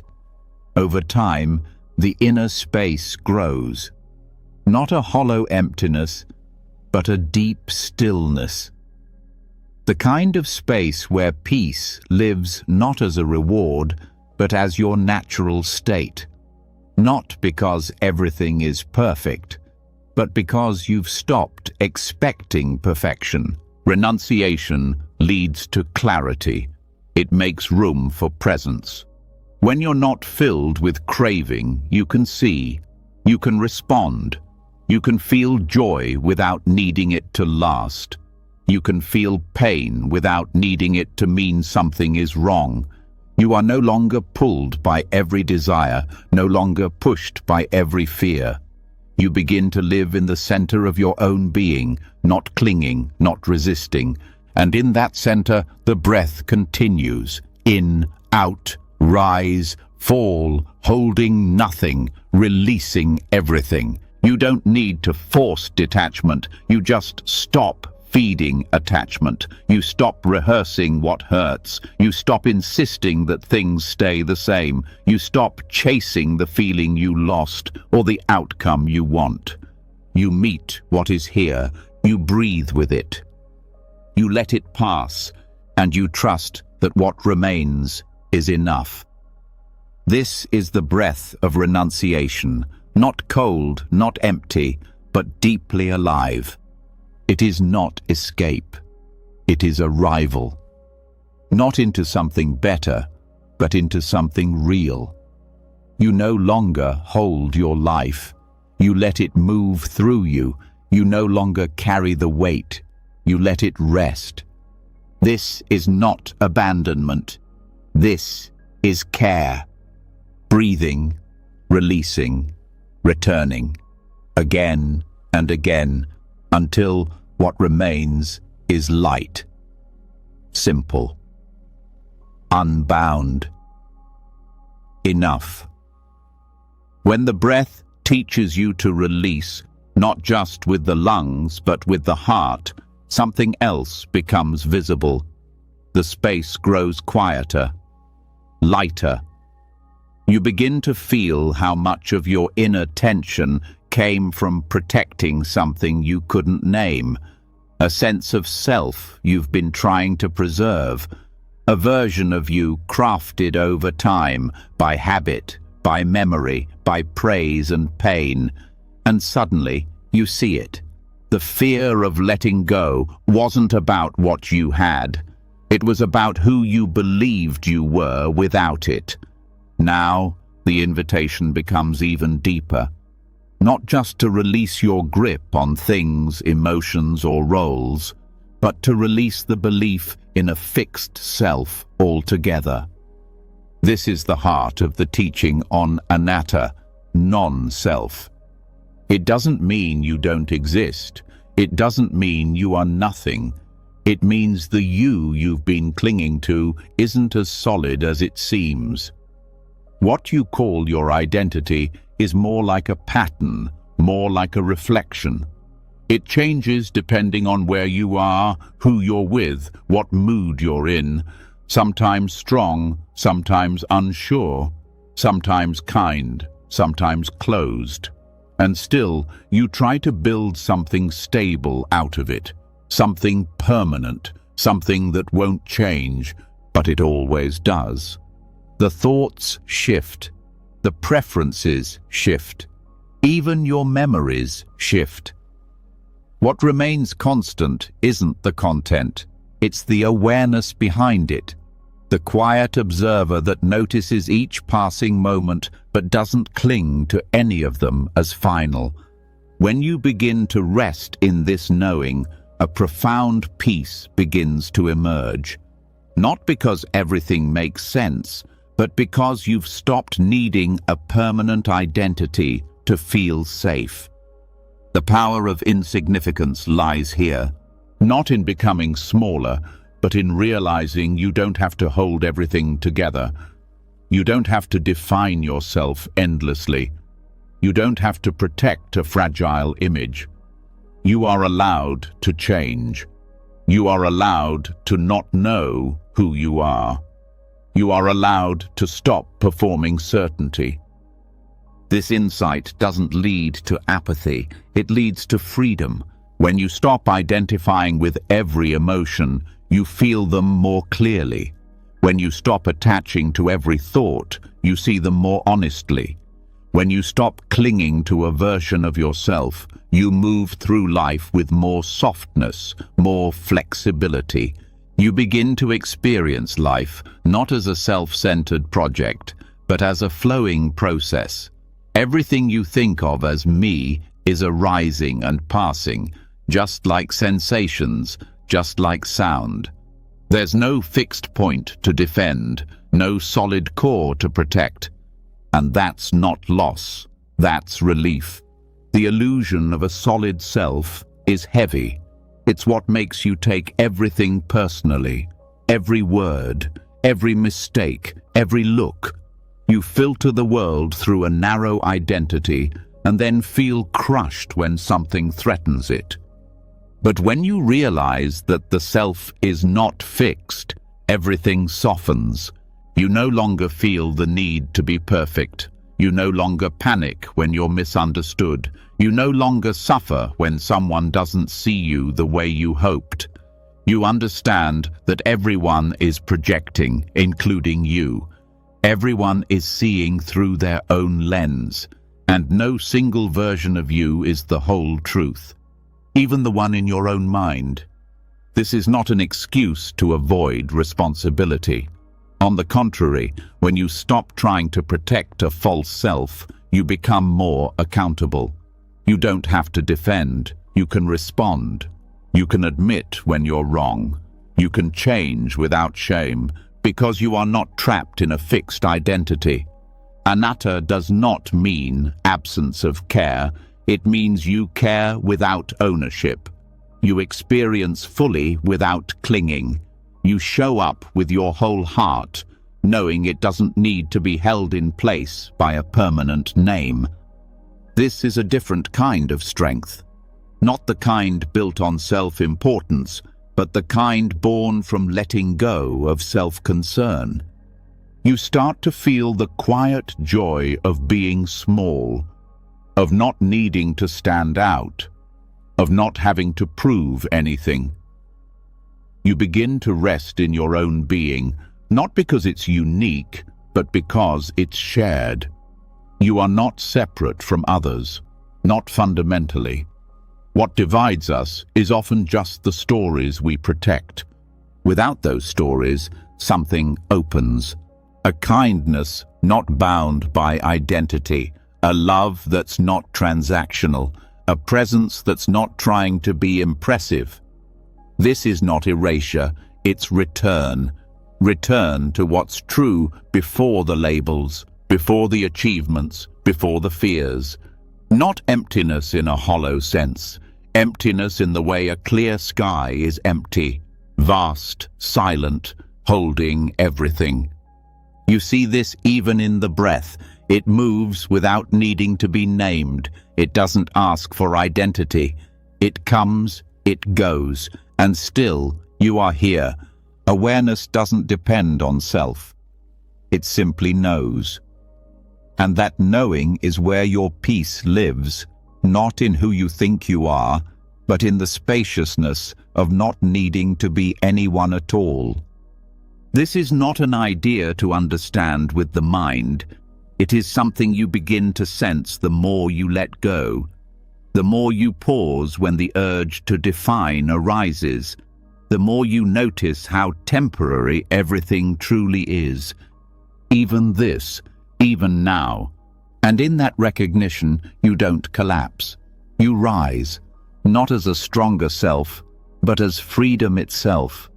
The wind without edges, the sea without a name.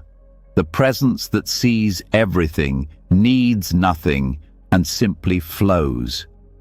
You rest in being, and being needs no defense. When the weight of the self begins to dissolve, what remains is presence without the need to protect or perform. But even this clarity is not static. The mind continues to move, to ripple, to stir. Not because something is wrong, but because the nature of mind is motion. Stillness is not the absence of activity. It is awareness that no longer gets pulled in every direction. And to meet the mind as it is, without running from it or getting lost inside it, you need a skill that brings you closer without grasping. That skill is mindfulness, not as a trend or technique, but as direct, unfiltered attention. A mirror held up to the present state of your inner world. The mind changes moment to moment, sometimes calm, sometimes agitated, sometimes distracted, dull, restless, heated, heavy, light, contracted, scattered. These shifts are subtle, often unnoticed, but they shape your choices, your words, your tone, your breath. And most suffering arises not from these shifts, but from being unaware of them as they happen. Mindfulness invites you to check the temperature of your mind, not to fix it immediately, but to recognize it. Just like a fever alerts you to imbalance in the body, agitation in the mind points to something that needs attention, not judgment, not suppression, just simple, honest awareness.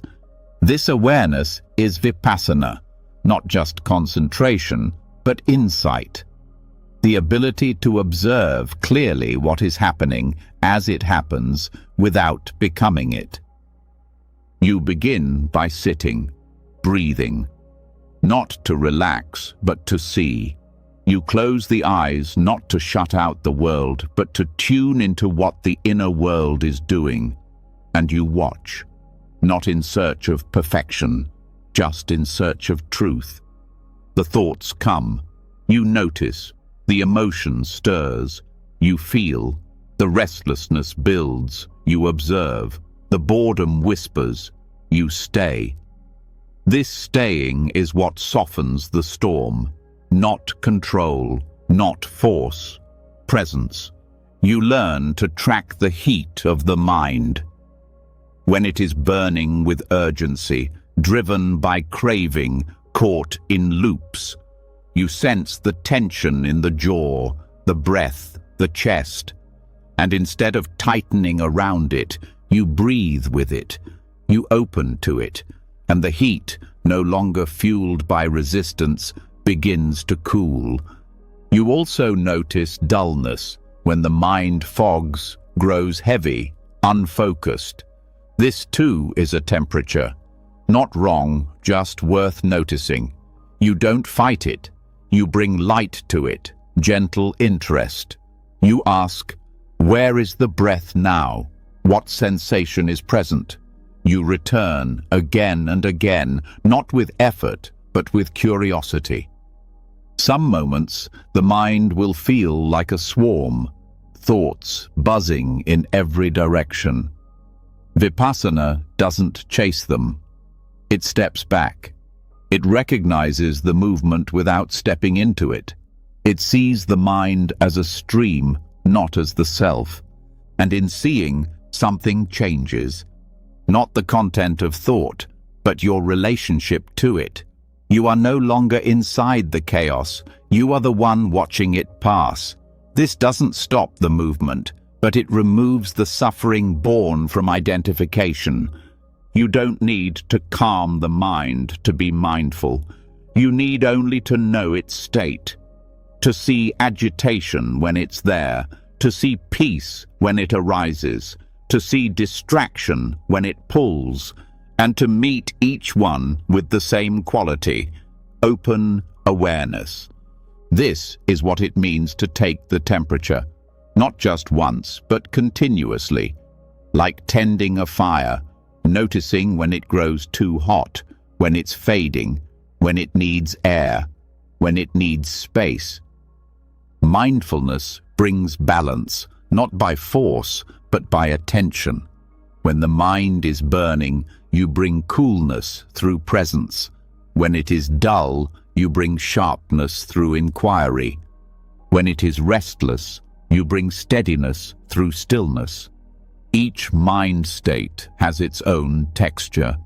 You learn to recognize them, like learning the weather, not because you fear the storm, but because you no longer want to walk through it unaware. Over time, the habit of watching grows stronger than the habit of reacting. You catch the moment before the anger takes over. You feel the pull before the craving drives you. You sense the collapse before the story takes hold. This is wisdom in real time, not theoretical, not distant, but alive in the body, in the breath, in the heart. You move from being trapped by the mind to being in relationship with it. And from that relationship, compassion grows. You no longer judge the restless mind. You care for it. You no longer resent the tension. You breathe with it. You stop trying to be someone different. You start being more honestly with what's here. The mind's heat and coolness, its clarity and confusion, all become teachers. Each state, a signal, each moment, an opportunity to return. You learn that mindfulness is not a break from life. It is the deepest way of living it. This awareness doesn't fix everything, but it changes everything. Because the moment you see clearly, you're no longer caught blindly. The moment you notice, you're free to choose. You begin to ask more meaningful questions. What is the mind doing now? Where is my attention? What story is driving this feeling? What happens if I pause just for a breath? And in that pause, truth becomes visible. Not as a concept, but as felt experience. The temperature begins to settle. Not because the world changes, but because your relationship to experience transforms. You are no longer running from mind states or clinging to them. You are meeting them with openness, with interest, with care. And this is how stillness arises, not from controlling the mind, but from being present with it fully. Not from forcing quiet, but from no longer feeding the noise. Stillness is not the absence of thought. It is the absence of entanglement. Mindfulness leads you there gently, not by suppressing, but by seeing, not by escaping, but by embracing. And in this embrace, the mind becomes a companion, not a problem. You stop needing it to be any particular way. You simply listen, and in the listening you return, again and again. Back to presence, back to balance, back to peace. As your awareness grows steadier and the pull of reactivity loses its grip, something else begins to rise to the surface, quieter than thought, older than words, a tension that mindfulness alone does not dissolve, a heaviness that sits beneath emotion. It is the residue of what was never released, the long-held burdens of blame, the lingering sharpness of betrayal, the quiet ache of unresolved hurt. This is where the practice turns inward, not for control, but for compassion. Forgiveness is not an event. It is a process of softening, of remembering how heavy it is to carry what no longer serves. And this release is not for others. It is for your own freedom. Because pain repeated through memory continues to wound even long after the moment has passed. To forgive does not mean to forget or approve. It means to stop burning yourself with what someone else left behind. It means to stop protecting old injuries by keeping them alive. It means to recognize that resentment is not strength, it is an anchor. Forgiveness begins not with others, but with the willingness to let go of the identity that suffering shaped. The part of you that was wronged, humiliated, abandoned, dismissed, it is real. It deserves tenderness, but it does not need to define the rest of your life. Karuna, or compassion, is not sentiment. It is fierce clarity.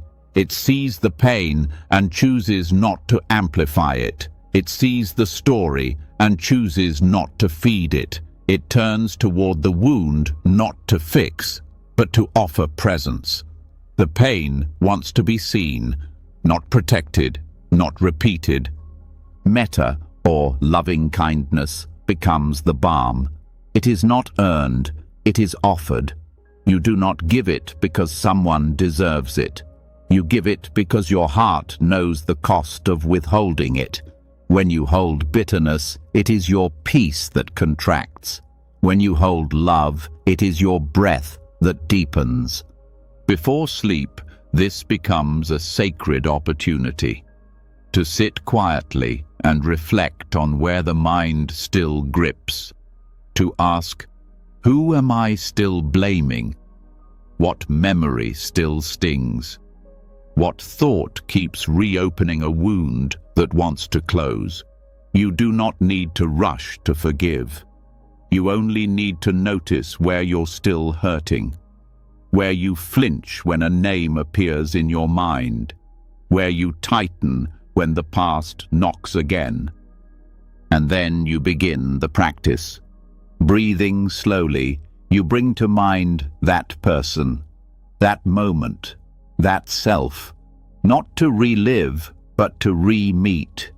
You say silently, "I see you. I see the pain. I see the fear beneath the words." You say, "I release the need to hold this any longer." You do this again and again, not to pretend, but to free yourself. Because the moment you let go of revenge, of anger, of the imagined correction of the past, you reclaim energy that was frozen. Forgiveness is not weak. It is strong enough to not need anything in return. Not apology, not agreement, not justice in the form the ego craves. It is the strength to walk away from the fire you keep lighting for someone else and finally stop breathing in the smoke. Sometimes the one who needs forgiveness most is the self. The decisions you regret, the times you stayed too long, the words you spoke in anger, the trust you broke, your own or someone else's. These live in the corners of the heart like unfinished conversations. So you turn toward yourself and you say, "I see that you didn't know better. I see that you were afraid. I see that you've suffered enough." And you offer kindness, not to forget, but to remember differently, to see that growth was born through pain and peace is born through release. Forgiveness does not change the past. It transforms the way the past lives in you. It allows grief to move instead of stay stuck. It lets love in where only silence remained. It reopens the heart that closed in defense and reminds it that safety does not mean separation. Before sleep, this practice becomes even more powerful because the heart is quieter, the body is softer, the defenses are low, and the mind is still enough to hear the deeper truth. You do not need to carry this into tomorrow. You breathe in softness, you breathe out release. You whisper the names of those you no longer wish to fight. You remember that their suffering is not separate from yours. You remember that confusion creates harm, that fear distorts love, that pain can be passed like a torch or extinguished through compassion. And when you don't know how to forgive, you can start with willingness. You can say, "I'm willing to let this go. I'm willing to stop reliving it.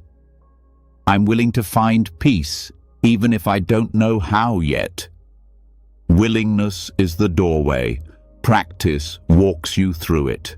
There are nights when the weight will feel too heavy, when the anger seems justified, when your story feels carved into your bones.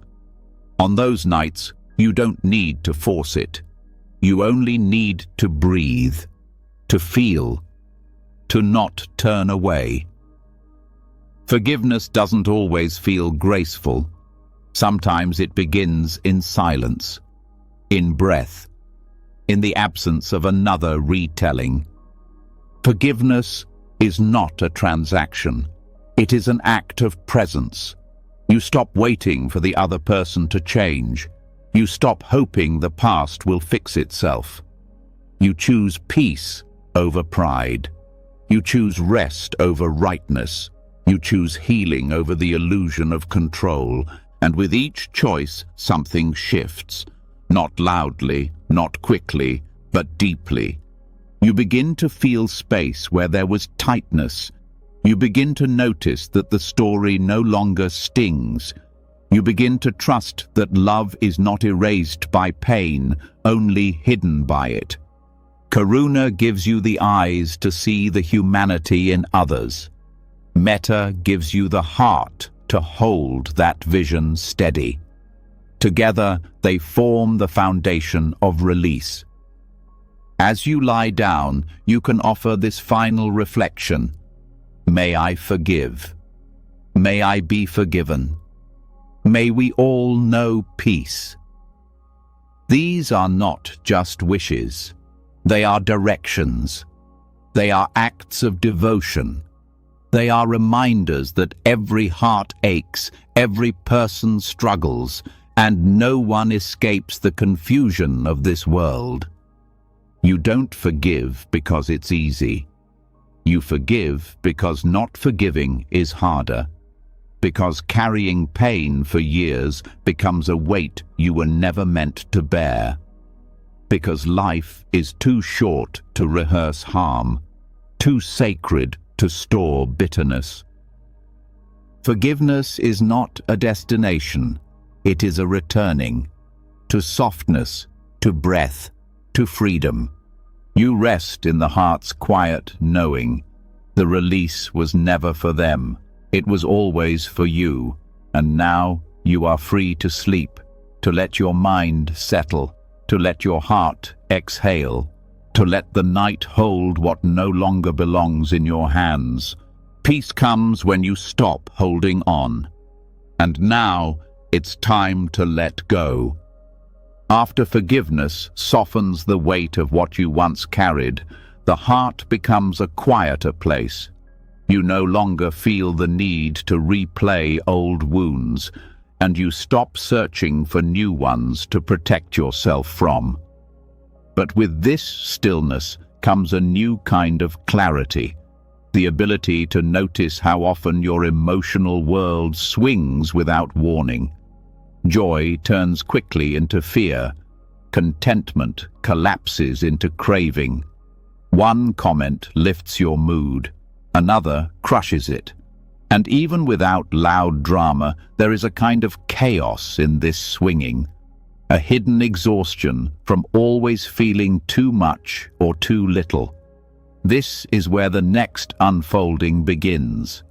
There is a path between excess and absence, between reaction and repression, a way to feel without flooding, a way to witness without freezing. The Buddha called it the middle way, Majjhima Patipada. And in the emotional landscape, this becomes emotional minimalism, not in the sense of feeling less, but in feeling with balance. It is not about becoming indifferent. It is about developing enough inner steadiness to stop being pulled into every emotional high or low. It is the practice of seeing emotion clearly, meeting it gently, and letting it pass without creating identity around it. Emotions are natural. They arise based on conditions. They move like waves. But the mind, when untrained, builds stories on top of them. It tries to make them permanent, significant, personal. A feeling of sadness becomes a belief that something is wrong.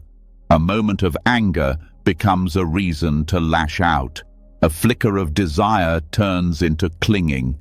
Emotional minimalism cuts through this layering. It does not push feelings away. It meets them without multiplying them. This is a different kind of discipline. It asks you to pause before naming your state, to feel before reacting, to sense where in the body the emotion is showing itself, to breathe into it without assuming what it means, to let it exist without either indulging it or pushing it away. The practice begins by noticing how quickly the mind adds meaning. Something happens. You feel a reaction, and within seconds, a story forms.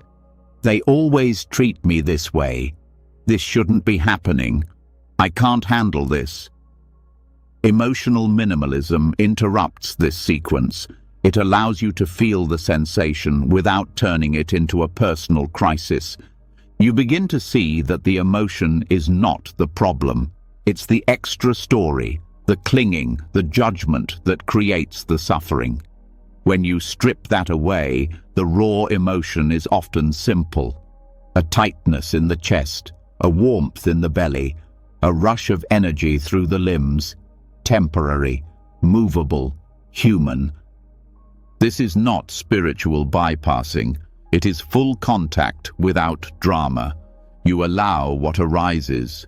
You breathe with it. You let it move. And then you let it go. Without grabbing it, without defining yourself by it, without needing it to last or disappear too soon. This way of living doesn't require constant watching.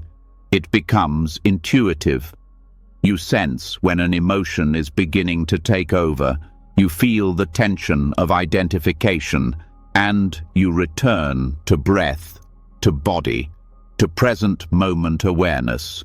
You stop feeding the emotional fire with more thoughts. And when you don't indulge or suppress, you begin to see the emotion for what it is. Information. A signal. A messenger, not a master. Anger shows up to point to a boundary. Fear arrives to alert you to uncertainty. Joy blossoms when something aligns with your values. Sadness reflects loss. But none of these feelings need to own you. They visit. You listen. You respond. You release. The middle way is the ability to walk through that process without needing extremes, without swinging from one side to the other, without craving constant positivity or bracing for constant harm. You move through experience with steadiness, not numbness. You learn to live on stable ground, not shifting moods. This kind of stability is not cold. It allows you to feel fully, but it prevents collapse. You no longer get trapped in emotional spirals. You no longer make decisions in the middle of storms. You give yourself space. You stop reacting as a habit and begin responding with wisdom. It also teaches you how to hold the emotions of others without drowning in them. You listen more clearly. You stop trying to fix. You stop taking everything personally.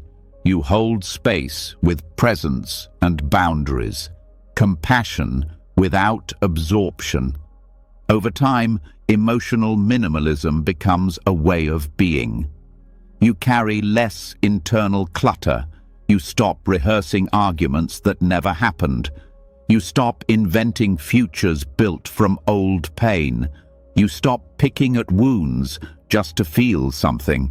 You start to value inner quiet more than stimulation. This doesn't mean avoiding joy. It means not chasing it desperately. It means letting joy arise naturally and fall away naturally. You begin to trust that your worth isn't tied to how intensely you feel, but to how clearly you live. The mind stops swinging like a pendulum and begins to settle.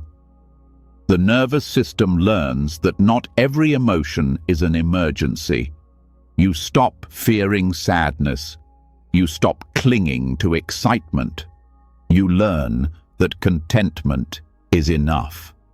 The middle way gives you that gift, a life not built on constant craving or constant aversion, but on balance, on clarity, on simplicity. This is not always easy. It takes practice. You may still get caught, you may still react, but you recover faster. You learn to notice sooner. You stop judging yourself for feeling and start appreciating the space between the feelings. That space becomes your home. The pause becomes your strength. Emotional minimalism also creates space for joy that isn't loud, a quiet kind of happiness. Not from things going perfectly, but from being present enough to notice what is already here.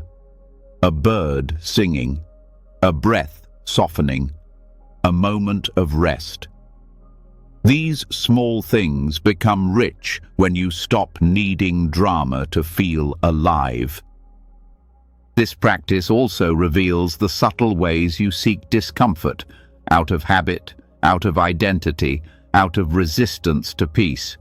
You notice when you pick fights with your own thoughts, when you stir tension because stillness feels unfamiliar, and you begin to choose differently. You choose the simple response, the quiet understanding, the action that requires less force. You learn to rest emotionally without disconnecting, to feel fully without flooding. And in that rest, you begin to heal, not through effort, but through balance, not through extremes, but through presence. This is the middle way in the emotional life, and it becomes your foundation. Not because you have removed emotion from your experience, but because you've stopped being consumed by it. You feel, you see, you stay steady, and you continue on, peacefully, present, free. When emotional reactivity no longer rules your inner space, and you begin to live from steadiness rather than extremes, you naturally find yourself drawn toward subtler experiences. The quiet between emotions, the softness beneath effort. The body speaks in ways the thinking mind often misses, and some of its messages are so familiar, so ordinary, they're dismissed entirely. But awareness doesn't overlook what is simple. It begins to notice what has always been happening just beneath the tension. And in this stillness, you begin to sense the significance of one of the most overlooked expressions of the body: yawning. Not as a sign of boredom, but as a threshold. Not as fatigue alone, but as a subtle opening into a state of deep surrender. Yawning often arrives without request. It doesn't wait for permission. It opens the mouth, stretches the breath, releases the tension. And it does all of this on its own, without strategy, without resistance. In a culture built on control, this simple act can feel intrusive, even embarrassing. But when met with awareness, yawning reveals something far more profound. It is a direct invitation into passaddhi, the tranquility that arises when the mind and body release effort. To yawn consciously is to allow the body to guide the mind. It is to witness an expression of surrender so natural, so primal, that it bypasses thought entirely. The breath deepens, the face opens, the muscles soften. You drop out of thinking without having to stop your thoughts. You fall into awareness without having to reach for it.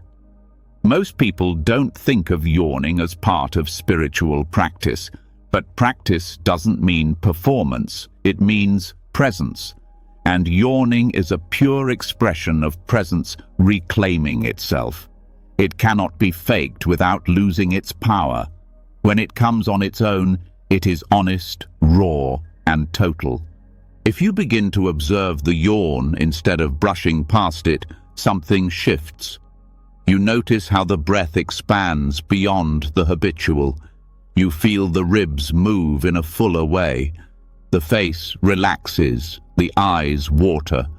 There is no tension in the act, no clinging to identity, no need to prove. It is simply release. Passaddhi is the quality of tranquility that does not depend on control. It is not created by tightening. It is not the result of striving. It emerges when conditions allow. Yawning signals that the conditions for stillness are becoming favorable.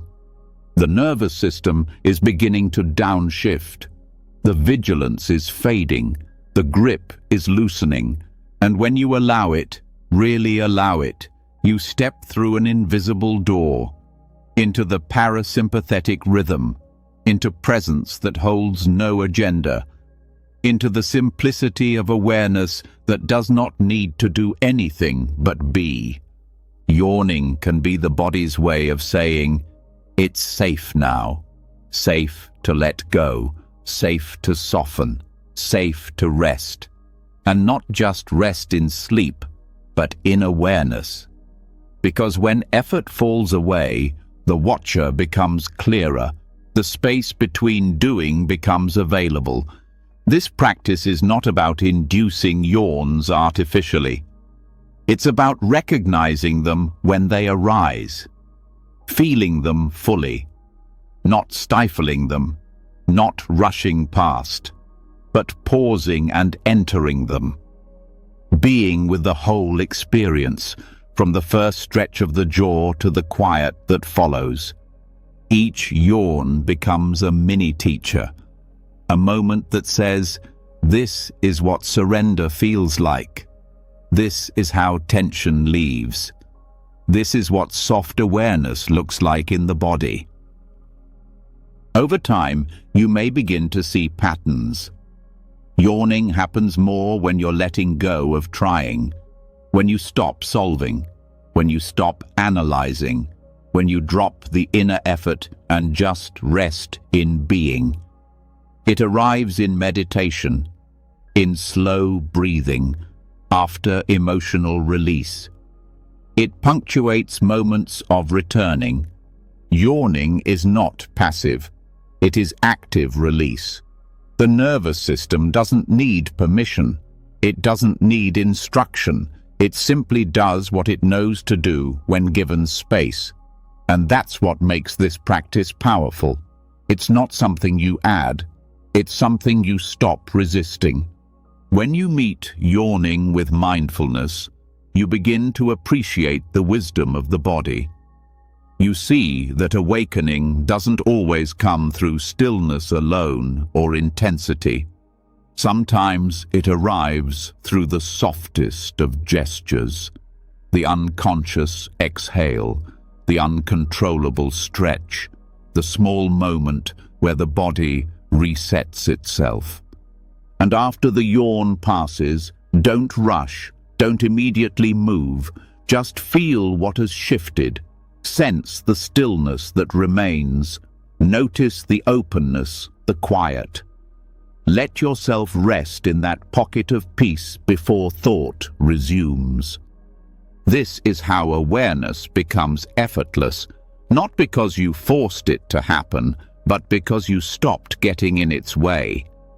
The mind often believes that attention must be sharpened, that focus must be held tightly.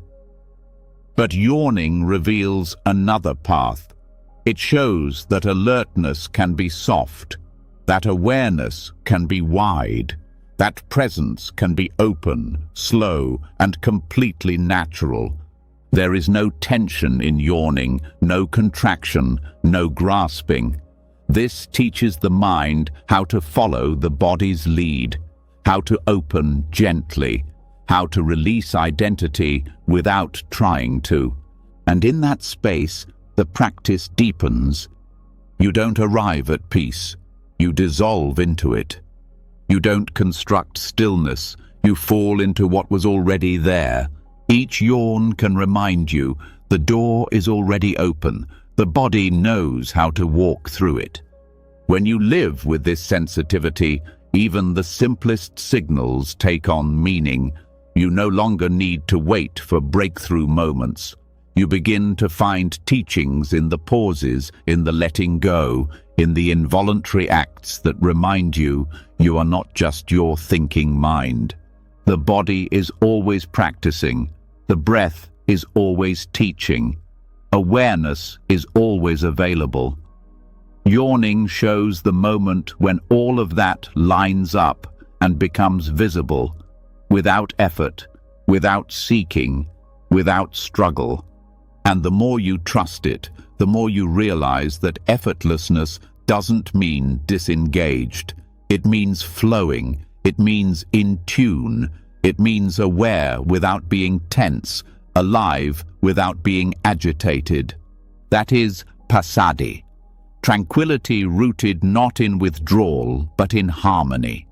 The yawn, then, becomes a sacred symbol, a reminder that stillness isn't far, that it's already moving through you, that your only task is to feel it, to stop interrupting what the body is trying to do, to listen instead of manage. So, the next time a yawn comes, let it arrive fully. Let it stretch you open. Let it soften the edges. Let it draw you into the breath. And let what follows be honored as the start of something deeper, not a sign of tiredness, but a return to presence, and a step closer to the kind of awareness that holds everything without effort, without clinging, without interruption, just being, fully, now. When surrender begins to happen without force, when yawning gently opens the door to calm, the mind no longer fights the body's invitation to rest. In that soft openness, something deeper becomes possible, not just a passing moment of peace, but a steady return to presence. A presence that doesn't demand, doesn't rush, doesn't seek proof. One that feels like home, not because it is familiar, but because it is original. The body begins to remember what safety feels like. The mind starts to trust what it doesn't need to control. And that is where the next unfolding takes place, a return to the womb of the present moment. The womb is not a metaphor for escape or fantasy. It is a symbol of complete holding, of being enclosed in warmth, protected by stillness, supported by something greater than effort. This return is not backward. It is downward, into the body, into the breath, into the layer of awareness beneath thought. To come back to this space, the body must be given permission to feel safe, not in the mind's idea of safety, but through direct physical experience. The nervous system doesn't respond to concepts. It responds to signals, touch, posture, breath, temperature, rhythm. When these become steady, the deeper systems begin to relax, not as reaction, but as truth. Begin with the posture. The body must feel stable. Whether lying down, sitting cross-legged, or reclined with support, there must be a sense that nothing is being held unnecessarily. The spine need not be forced straight, but allowed to lengthen naturally. The jaw softens, the shoulders rest, the hands find a place to land. Every joint becomes a point of surrender. This is not collapse. This is intentional grounding. Then comes the breath. Not manipulated, not performed, just noticed. The breath as it is, meeting the body where it is. And over time, as the body listens, the breath changes on its own. It deepens, not through effort, but through permission. Each inhale a quiet returning, each exhale a letting go. No pressure to breathe a certain way, only the invitation to feel what is already breathing. This is the beginning of embodied sati, mindfulness not as a mental exercise, but as full presence in form. Awareness that includes the sensations, the posture, the energy in the body, the contact with the ground, the pull of gravity, the quiet rhythm of the breath. Nothing is excluded, nothing is judged. As this mindfulness matures, it becomes samadhi, unification. The attention stops scattering. It gathers itself. It rests in the body as a stable base, not because the mind is forced to focus, but because distraction loses its pull. When the body feels safe and the breath is steady, the mind stops needing escape. The present becomes not just bearable, but nourishing. Returning to this place again and again creates a shift in how you relate to discomfort. You begin to feel it from the body, not about the body. You notice tightness without layering panic. You feel restlessness without turning it into failure, because you are not outside the moment looking in. You are inside it, held by it, part of it. The more you return, the more you realize that most suffering comes from leaving this place too soon, from trying to think your way through pain instead of breathing with it, from standing outside your own body instead of being inside it long enough to listen. Returning to the womb of now means you no longer chase what is already here. This return is subtle. It happens in layers. You sit, and maybe the first 10 minutes are restlessness. The mind wants to move, the body itches, the thoughts grow loud, but you stay, you breathe. And then something softens, not because you conquered the mind, but because you didn't leave. You stayed long enough for the defenses to lower. You begin to recognize the difference between thought-based attention and felt presence. Thought tries to name everything. Felt presence simply meets it. Thought searches for control. Felt presence accepts the shape of things. Thought makes plans. Presence experiences the moment fully before any plan is needed. This is the womb. Not a retreat, a return to wholeness, to clarity, to connection that doesn't rely on outer stability. The more you stay here, the less easily you are thrown off by surface change. You begin to feel the world moving around you without feeling moved by it. This is not detachment.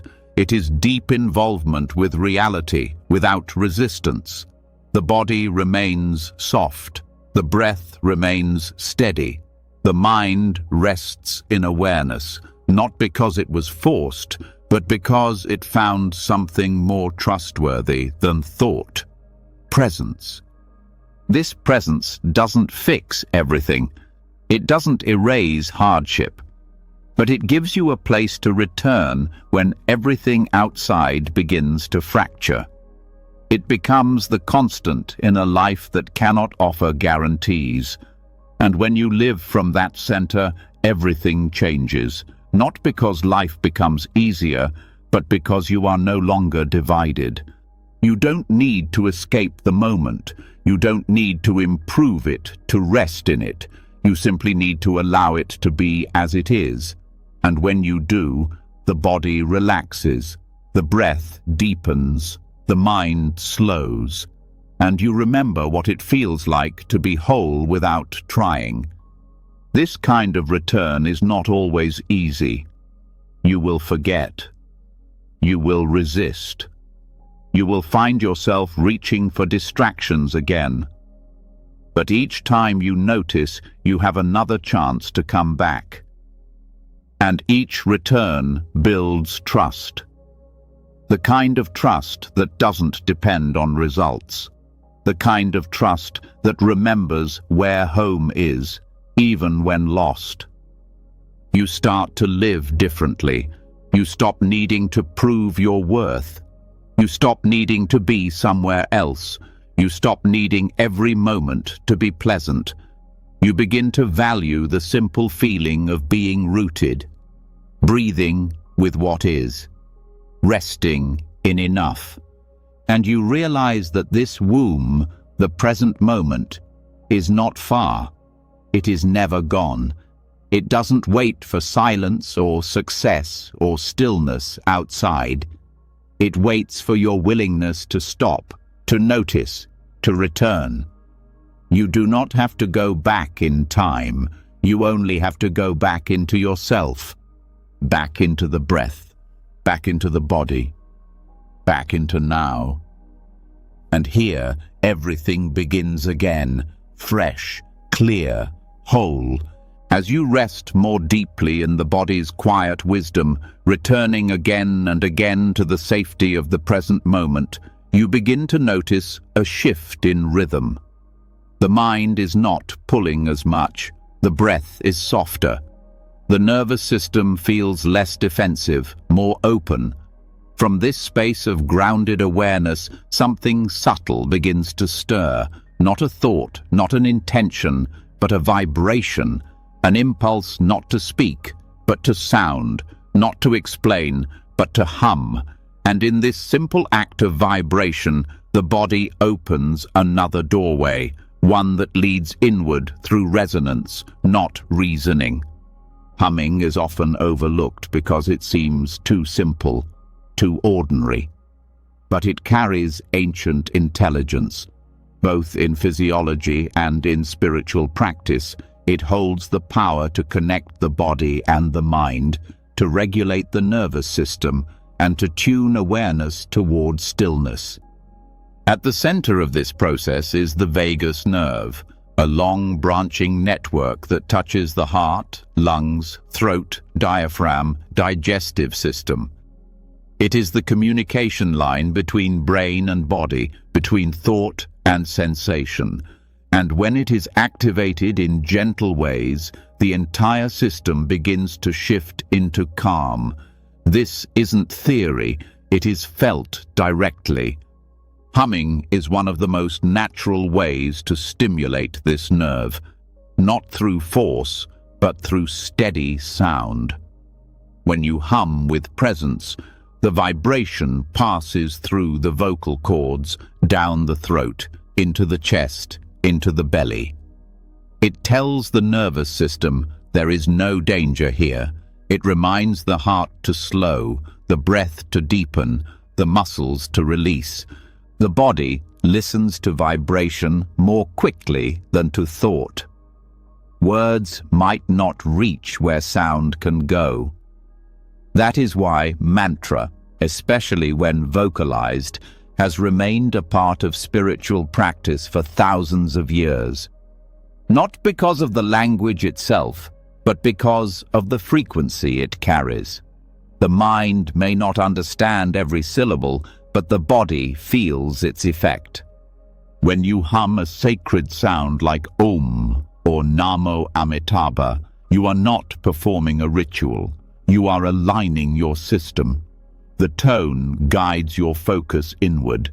It provides rhythm, resonance, and a soft container for attention. It also activates the parasympathetic response, the rest and digest mode, helping release accumulated tension and restoring internal harmony. This is not about volume, it's about quality. A soft, steady hum, a gentle repetition. Not dramatic, but consistent. You feel the sound more than hear it. You let it move through you rather than push it out. Over time, you begin to notice the difference between sound made from tension and sound made from surrender. Tension tightens the throat, flattens the tone, demands something.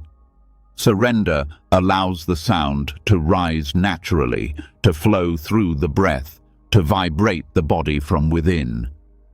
Mantra practice is not just mental repetition, it is a full-body presence. When paired with humming, it becomes an embodied meditation. The awareness does not chase thought, it rides the sound. The mind does not wander as easily. It has something to rest on, something living, moving, steady. You can begin simply, sitting comfortably, breathing slowly, letting the mouth stay soft, letting the breath become audible, then letting the sound arise, or hum, or a sacred syllable of your own practice. Let it linger, let it vibrate, Let it fade naturally. Then breathe again, and repeat. Each cycle becomes a cleansing, a renewal, a descent out of the head and into the deeper body, the places where memory lives, where emotion is stored, where language does not reach. And if mantra doesn't feel natural, you can hum without words. A simple tone, a long exhale with sound. It still works. The vibration alone carries the medicine. You may notice shifts you didn't expect, a feeling of warmth, a sudden yawn, a deep sigh. These are signs the body is responding, the system is adjusting, the tension is unwinding. This practice is especially powerful before sleep. The body often carries unresolved tension into the night. Humming slows the breath, quiets the nervous system, and brings the heart into coherence. You don't need a full chanting session. A few minutes is enough. A few steady hums can guide the body from alertness to stillness without resistance. There is also a deeper dimension to this practice. In many spiritual traditions, sound is not just therapy. It is creation. It is how awareness expresses itself. In the Buddhist understanding, sound can be used not only to settle the mind, but to transcend the self. The repetition of a sacred name or syllable becomes a bridge between the personal and the infinite. You do not need to believe this for it to work. You only need to practice with sincerity. When you hum, you are not adding something foreign. You are awakening something native. The nervous system remembers. The cells respond. Awareness deepens. And what follows is not effortful meditation, but effortless resting. Not from exhaustion, but from alignment. As the sound softens your system, the thinking slows. The edges blur. The self becomes less defined, not lost, just no longer needing to stand apart. You begin to feel the connection between sound and silence. That one flows into the other. That sound is not a break from stillness, but an expression of it. You hum, and then you rest. The rest feels fuller. The stillness feels deeper.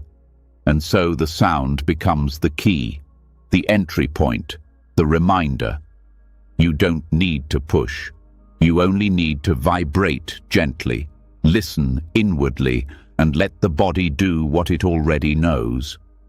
Over time, this practice creates a kind of attunement. You become sensitive to your inner tone. You notice when the mind is sharp or harsh. You feel when the body is closed or open.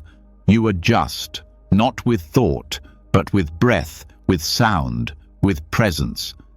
This is not a performance. It is not measured by outcome. It is experienced directly. It is lived through attention. The more you hum with awareness, the more you understand that the body is not just flesh. It is instrument. That awareness is not just watching, it is participating. That practice is not escape. It is return. Return to what is soft. Return to what is simple. Return to the vibration that connects all things without needing to explain, only to feel. And in that return, you find a stillness that doesn't resist sound, and a sound that doesn't disturb stillness. You are not trying to go anywhere. You are only learning how to be here, completely, gently, and in tune. When the sound fades back into silence and the hum softens into breath, something profound begins to take place. You start to sense that all the effort, mental, emotional, even spiritual, has been leading to this. A return not to action, not even to insight, but to rest. Not the rest that follows achievement, but the kind that comes from no longer needing to achieve. The breath settles without instruction. The body rests without needing permission. The mind no longer tries to shape reality, and you arrive at the threshold of the most misunderstood freedom, the liberation of no more doing. This is not about laziness. It's not about disconnection. It is about letting go of the constant inner movement toward becoming. The habitual drive to do, fix, change, or become more. It is a release of the belief that your value is tied to effort, that peace can only come after everything is resolved. The ego lives in striving. It feeds on comparison, expectation, unfinished projects, imagined futures. It grows stronger each time you feel incomplete. Every checklist, every future goal, every measure of worth becomes another thread tying you to the cycle of constant effort. Even in spiritual practice, the mind sneaks in through the back door. It whispers, "Try harder, go deeper, fix this part of you." It never lets you rest. But there is another way, not through apathy, but through renunciation. Not a rejection of life, but a soft refusal to grip it so tightly. When you say, "I lay down striving," you are not giving up. You are waking up. You are choosing to meet the moment without asking it to be different. You are choosing to stop negotiating with the now. Doing has its place. It helps us move through the world, care for others, grow. But the addiction to doing, to constant mental activity, to productivity as identity, keeps the nervous system in a state of agitation. It teaches the body that rest is failure, that stillness is laziness, that unless something is happening, you are falling behind. In truth, the deepest growth happens when the mind is quiet, when the breath is unhurried, when nothing is being manipulated. Insight emerges not from more doing, but from resting in what already is. From letting the wisdom of the body, the breath, the moment speak for itself. This rest is not just physical, it is mental, emotional, energetic. It is the deep release of all inner contraction, the willingness to sit without self-improvement, the radical choice to let things be, to do nothing and still be fully present. This can feel unfamiliar at first. The mind may protest. Shouldn't I be thinking about tomorrow? Shouldn't I be analyzing my day? But in this practice, the answer is no, not now, not here, not tonight. The practice of non-doing begins with a shift in posture, not the body's posture, but the inner posture, a loosening of the grip, a softening of control, a quiet allowing of whatever is here. You feel the breath, not as something to train or deepen, but simply as it is. You notice the sensations of the body, not to fix or stretch, but to acknowledge. You let the moment unfold without stepping in. This doesn't mean you stop noticing thoughts. It means you stop interacting with them. You let them rise and fall without pulling at their threads.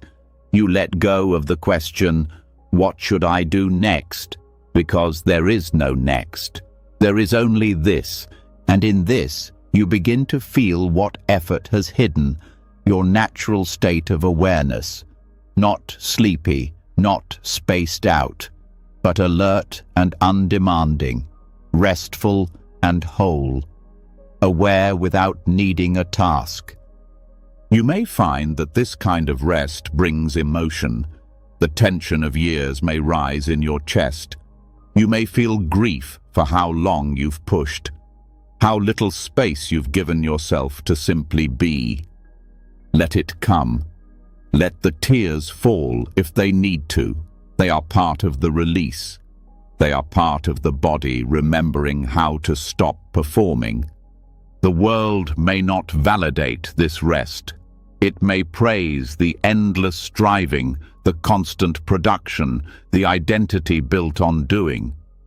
But deep inside, something wiser knows this is not sustainable. That peace is not a reward for having done enough. It is your birthright. It is what arises when you stop chasing something more. To live without clinging to doing is not to abandon life. It is to meet life fully. You eat, you walk, you breathe, but without needing each act to prove something. You let go of multitasking, of mental rehearsing, of imagining the next problem. You just do what you are doing. And when you are not doing, you let yourself be still. Stillness is not inaction, it is undisturbed presence. You can move through the world with stillness in the heart. You can speak without effort. You can respond without tension, because you are no longer trying to get somewhere else. You are here. And when the ego rises again, and it will, you recognize it. The urge to improve, to rush, to criticize, to compare, you see it, and you smile. You do not follow. You return to breath, to sensation, to the ground of now.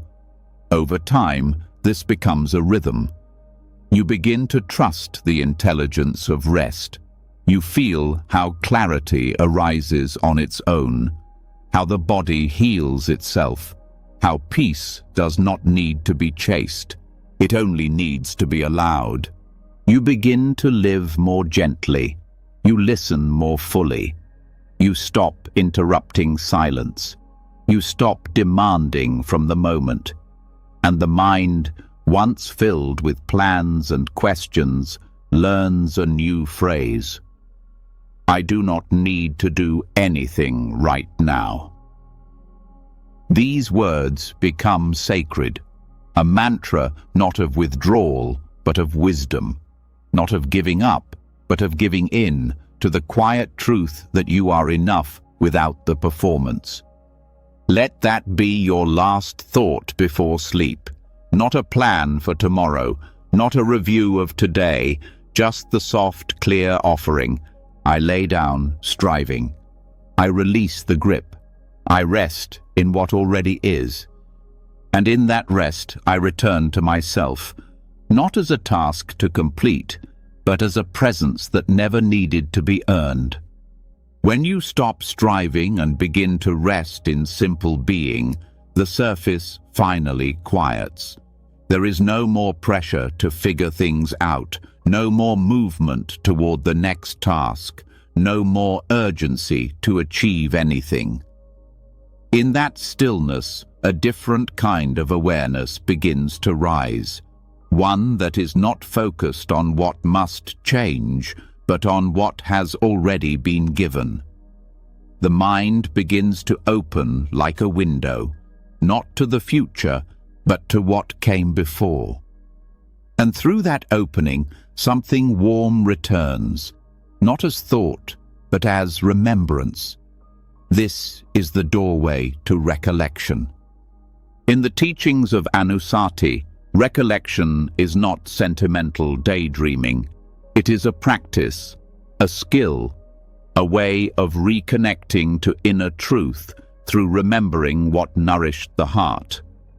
Not every memory holds this power, but some do. A touch, a word, a place, a glance.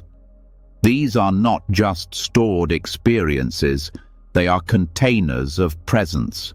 They hold a resonance that can still be felt when remembered with mindfulness. This is not about romanticizing the past. It is about honoring the parts of your story that supported your becoming. The moments where safety was real, where kindness was extended, where love was given or received in ways that bypassed the mind and went straight to the core. When you practice anusati, you do not get lost in memory. You consciously call it forth. You breathe into it. You feel what it brings up. You let it wash over you, not to escape the now, but to deepen your sense of connection to it. This kind of nostalgia is not clinging. It is nourishment. It reminds the body what safety feels like. It tells the nervous system, you have been held before. You have known warmth. You have seen light. Even if your present moment is full of uncertainty, this memory becomes a grounding thread. The practice begins with stillness. You settle the breath, you soften the body, and then you ask gently, what moment of true connection do I remember? Not dramatic, not loud, just sincere. A smile, a friend's voice, a quiet walk.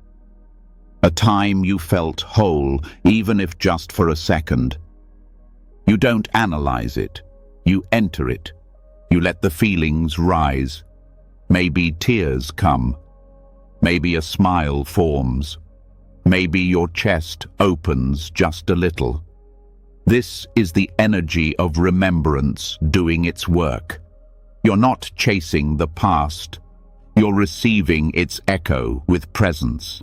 This practice deepens gratitude, because you begin to see that your life has not only been struggle, it has also been shaped by tenderness. And that tenderness may have been brief, but it was real. It left a mark, and that mark is still accessible. Gratitude doesn't mean ignoring suffering. It means refusing to forget everything else. It means holding a fuller picture. When you remember acts of kindness, you also remember that you are worthy of them, that someone, somewhere, saw something good in you. That connection is not a fantasy. It has already happened. This remembrance becomes a form of inner refuge. When the present feels heavy, you are not required to pretend. You can look back, not to live in the past, but to anchor in what is timeless. The feeling of being loved is not limited to one moment. When recalled with mindfulness, it becomes present again, real again, felt again. Recollection also awakens humility. You remember not only what you received, but what you offered. Times you listened with your whole self. Times you showed up when it mattered. These memories are not to build ego. They are to affirm your capacity for care, your role in someone else's story of peace. Sometimes, in the darkness of now, it's easy to forget the light you've carried. This practice helps you remember. It brings you back to the truth that you are more than your most recent thought, more than your last mood, more than the hardest thing that ever happened. Anusati can take many forms, recalling the goodness of others, the warmth of family, the teachings of a guide, the peace of nature, even the presence of a stranger who offered compassion. All of these can be used to restore balance. You can also recollect the qualities you've cultivated. Times you were patient when it was difficult. Times you forgave. Times you walked away when anger wanted you to stay. These memories are not pride. They are encouragement. They are evidence of growth, of transformation, of your ability to choose something higher. When practiced at night, this recollection becomes especially powerful. It prepares the heart for rest. Instead of falling asleep with a mind full of what's missing, you fall asleep with the memory of what's already been given. You drift not into planning, but into peace. The body feels held, the breath slows, the inner space opens. This doesn't require great memory. It requires sincerity. The memory may be faint, but the feeling it carries is alive. That feeling is what you rest in. You can speak these memories aloud, you can write them down, or you can simply sit with them, breathing slowly, letting them unfold without force. And you'll notice that over time, this practice changes how you live. You begin to look for new moments to remember. You become more aware of beauty, of presence, of simple acts of care, because you know these are not small. They are the threads that hold you together. The more you recollect, the more your mind learns to value what is lasting. Not just achievement or praise, but presence, connection, love. These are the treasures of the heart, and they are not gone. They are alive in you. Anusati is the practice of touching them again, not with nostalgia that longs, but with mindfulness that honors. It is a way of saying, I have known peace, I have known connection, I have been touched by love. And in that knowing, you become less afraid, less isolated, more rooted. You carry your own light, and that light does not fade. It returns every time you remember, every time you pause, every time you breathe into what made you whole, even just once. Let the memory live again, and let it become the ground you walk on, even now. After recalling moments that shaped you with gentleness and gratitude, a quiet sense of wholeness begins to form. It isn't built on fixing anything. It grows from seeing clearly what has already been offered, what already lives inside you. That clarity is not loud. It rests under the noise. And from that still-rooted presence, a new kind of question arises. Not the kind that searches for answers, but the kind that gently dissolves the need for them. Not to build more stories, but to release the ones that no longer serve. This is the moment to begin asking what is no longer true. The mind clings to stories because they once made sense. They once protected you, helped you feel certain, gave structure to confusion. But over time, the story becomes heavier than the truth.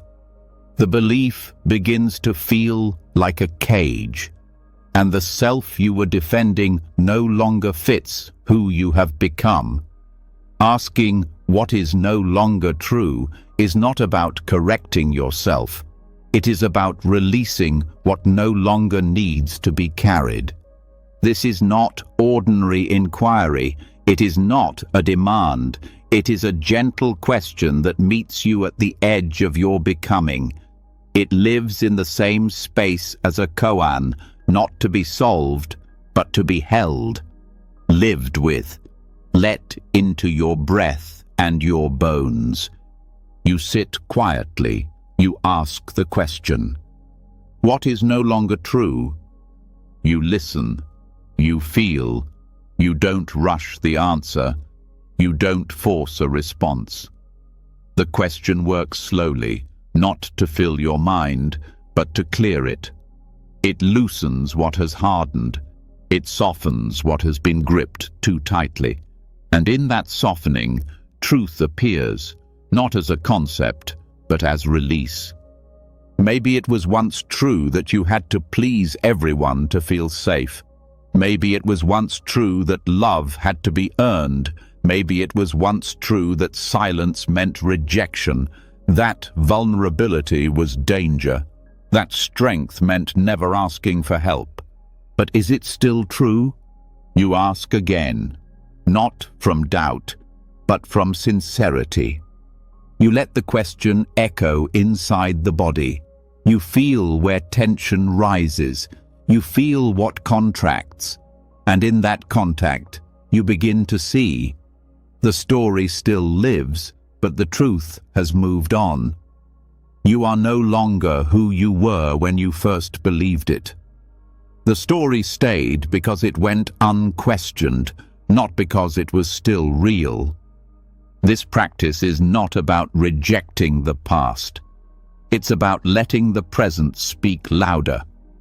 Asking what is no longer true invites you to return to this moment without assumption. It challenges the mind's habit of certainty. It brings curiosity into places where defense once lived. It interrupts automatic identification. And in that pause, something softer enters. You realize that change is not always visible.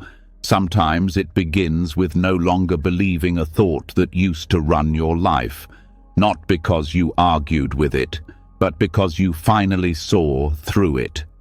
This is how the question works. It doesn't aim to change the mind.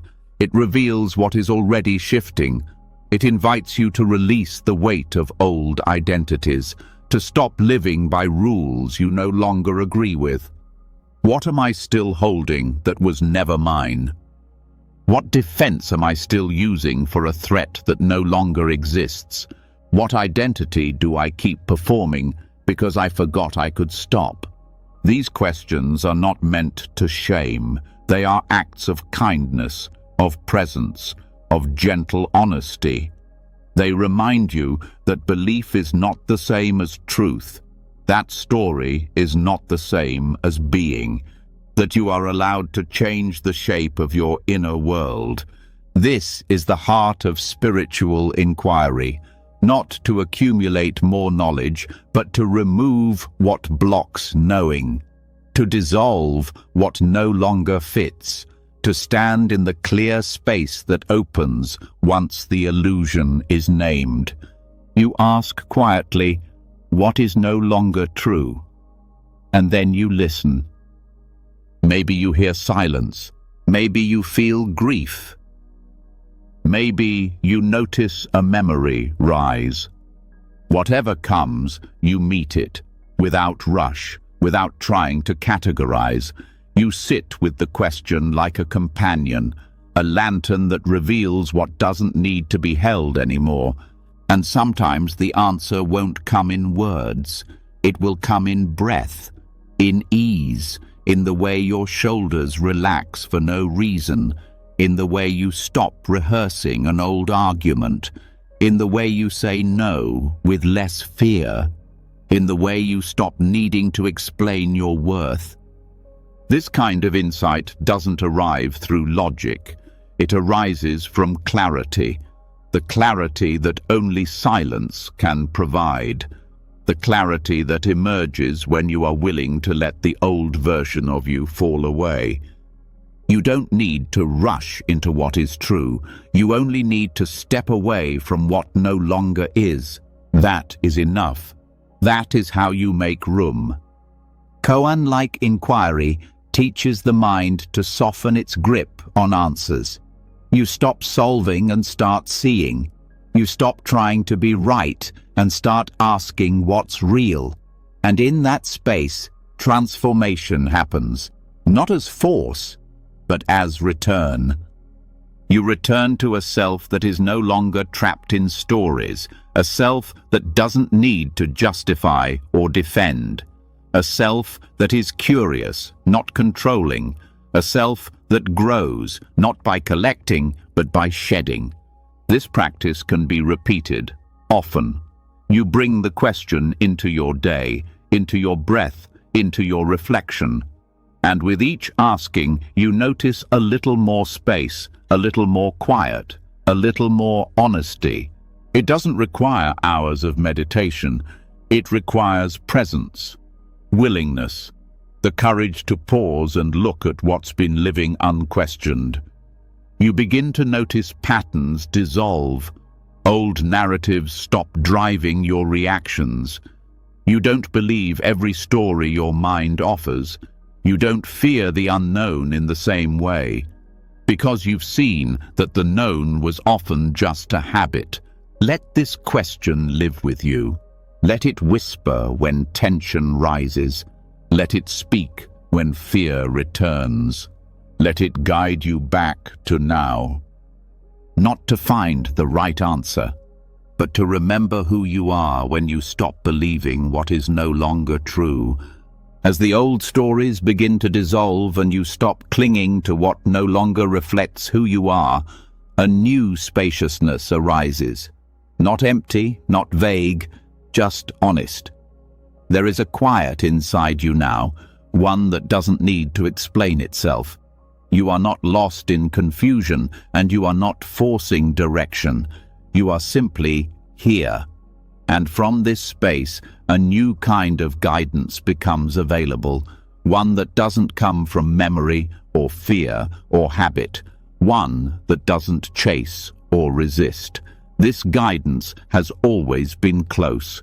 It lives inside you, and it waits patiently to be consulted.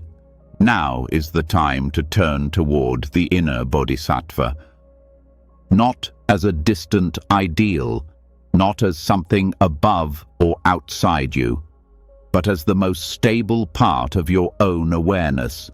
The presence within that is unshaken by praise or blame. The clarity that does not react from fear. The wisdom that arises not from knowing everything, but from being open to everything. This is not imagination. It is a deeper relationship with your own capacity for compassion, for truth, for calm integrity. When you no longer look for answers from the part of you shaped by survival and story, you begin to notice another voice, softer, slower, rooted. This voice does not need to win. It does not need to justify. It speaks when you ask, and it waits when you don't. To consult the inner bodhisattva means learning to trust this place, to pause before reacting, to listen for the answer that does not come from insecurity, but from presence. It means slowing down enough to ask a deeper question.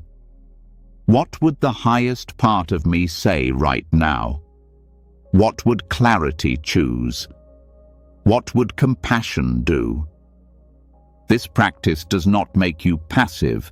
It gives you depth. It gives you time to respond from what matters, not from conditioning, not from defense, but from wisdom. The bodhisattva within is not a fantasy. It is your nature, untouched by fear, unclouded by ego, unshaken by circumstances. To connect with this part of yourself, you must step out of urgency. The moment you believe you must act quickly, that you must defend yourself, that you must prove something, you are no longer listening to wisdom. You are responding from contraction. The inner bodhisattva does not operate from contraction. It waits until you are present enough to receive. Sometimes this guidance comes as a simple breath, a steadying silence, a clear, not this. It doesn't always give answers, but it always clears the fog. And in that clarity, you know how to move or how to wait. The bodhisattva doesn't speak in rules. It doesn't shame or scold. It simply reminds you of what you already know, but forgot in the noise. It reminds you to be kind even when you are tired, to speak honestly even when afraid, to act in alignment even when unseen. This isn't about being perfect. The bodhisattva doesn't expect that. It understands human contradiction. It knows that you will stumble, that you will forget, but it is always ready to return the moment you do. It is never impatient. It is never absent. It only waits for your attention. You can make this a practice. You can pause in stillness and invite the inner guide to speak. You can ask questions that aren't looking for quick solutions. What would it look like to be at peace here? What truth have I not yet accepted? What would love do with this moment? You breathe, you listen. You let the answer form not in your mind, but in your body. You feel for the response that brings ease, not just relief. You feel for the one that opens, not the one that tightens. Over time, this becomes familiar. You no longer need to analyze every decision. You return to the presence that knows how to act without overthinking. You begin to recognize the energy of truth, not because it sounds good, but because it feels grounded, because it asks nothing of your ego and everything of your heart. The bodhisattva within doesn't avoid suffering. It enters it with compassion. It doesn't deny difficulty. It meets it with steadiness. And you learn to do the same, not because you are strong, but because you are willing to be soft. Even in confusion, you can ask this part of you to lead. Even in anger, you can breathe and wait until the answer comes from depth, not reactivity. You are not silencing your feelings. You are creating space around them, so that when they move, you are still here, still whole. This practice is not abstract. It is practical, immediate, and steadying. You begin to bring it into moments that used to unravel you. A conversation that used to make you defensive now becomes a chance to speak from peace. A challenge that used to overwhelm now becomes a space to choose wisely. The more you consult the inner bodhisattva, the more natural it becomes. You feel less rushed. You no longer need to prove your worth. You start to live in line with your values, not because someone told you to, but because you've remembered how to listen to the voice within that always knew. This voice will never demand. It will never shame. It will only wait. Every time you return, it welcomes you without hesitation.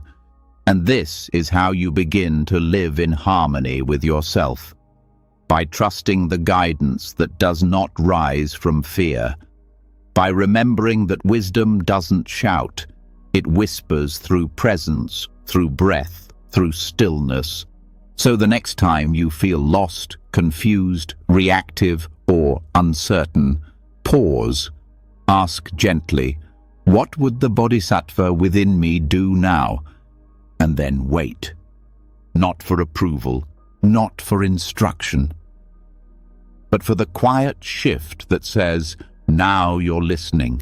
Now you're ready to lead with love, with clarity, with truth. Not because you've figured everything out, but because you've stopped abandoning the part of you that always knew how to return. After listening to the quiet strength of your inner bodhisattva, something deep begins to settle. You are no longer reacting from urgency or doubt. You are no longer trying to solve yourself.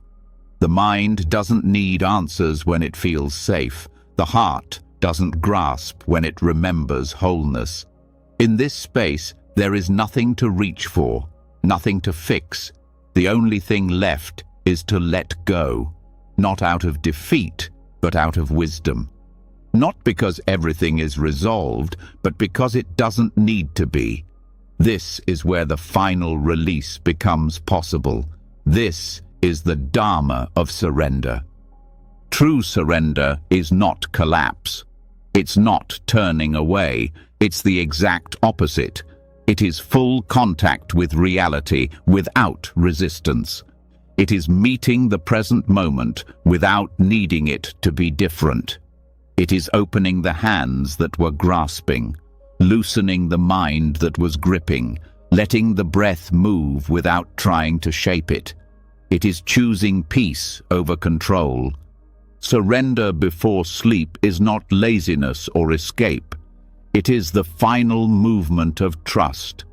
It is the soft laying down of everything that was carried, not with a plan to pick it up again in the morning, but with full willingness to let it go forever if needed. Not from apathy, but from insight. The understanding that peace isn't something you arrive at by pushing. It's what arises when the pushing stops. In the deepest teachings of the Buddha, the heart of liberation is the release from craving. Nibbana is not a place. It is not a goal to reach. It is the extinguishing of the fire of attachment. It is the moment the mind no longer chases, no longer fights, no longer clings. And while full awakening may take lifetimes, we can taste its fragrance each time we surrender deeply. Before sleep, this becomes especially powerful. The mind is naturally softening. The body is letting go. This is the ideal moment to practice release, not as technique, but as presence. You don't need to resolve your thoughts. You don't need to finish your thinking. You only need to allow what is already dissolving to keep dissolving. Begin with the body.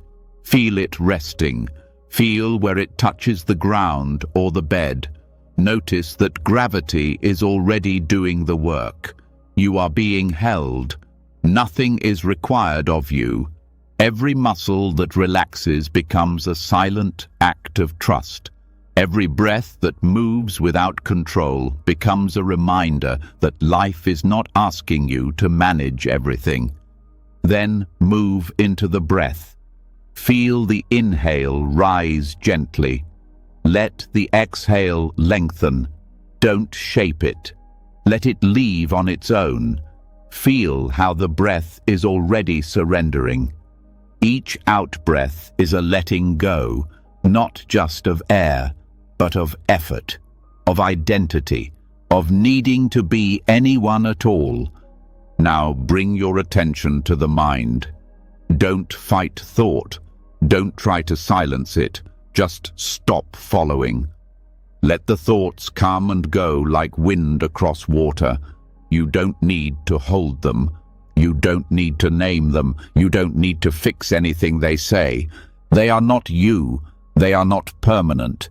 They do not need to be understood right now. Say silently, I release this day.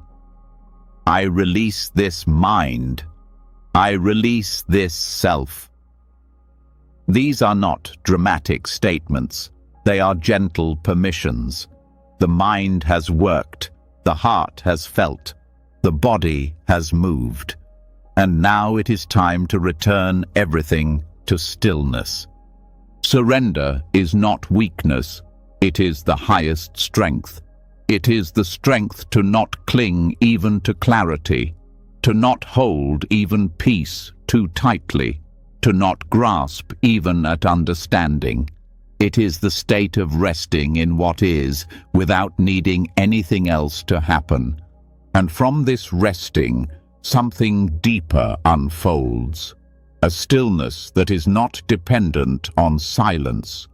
A peace that does not depend on outcome. A presence that doesn't need to be earned. It reveals itself only when you stop chasing. You are not abandoning the world. You are releasing your grip on it. You are not giving up. You are giving back. Letting the day return to itself. Letting your thoughts return to space. Letting your breath return to its rhythm. Surrender does not erase responsibility. It renews it. Because when you release the inner tension, what returns is clarity. Right action rises from peace, not pressure. Kindness comes from spaciousness, not effort. Compassion flows naturally when there is no self to defend. In this surrender, there is nothing left to do, nothing to become. The deepest healing is already underway. You are not falling asleep to escape. You are returning to stillness as your natural state. Feel what remains when effort fades. It is not absence, it is fullness. It is the presence that has never needed improvement. It is the mind unburdened, the body ungripped, the heart unclenched. Let the breath remind you again. Inhale, life arriving.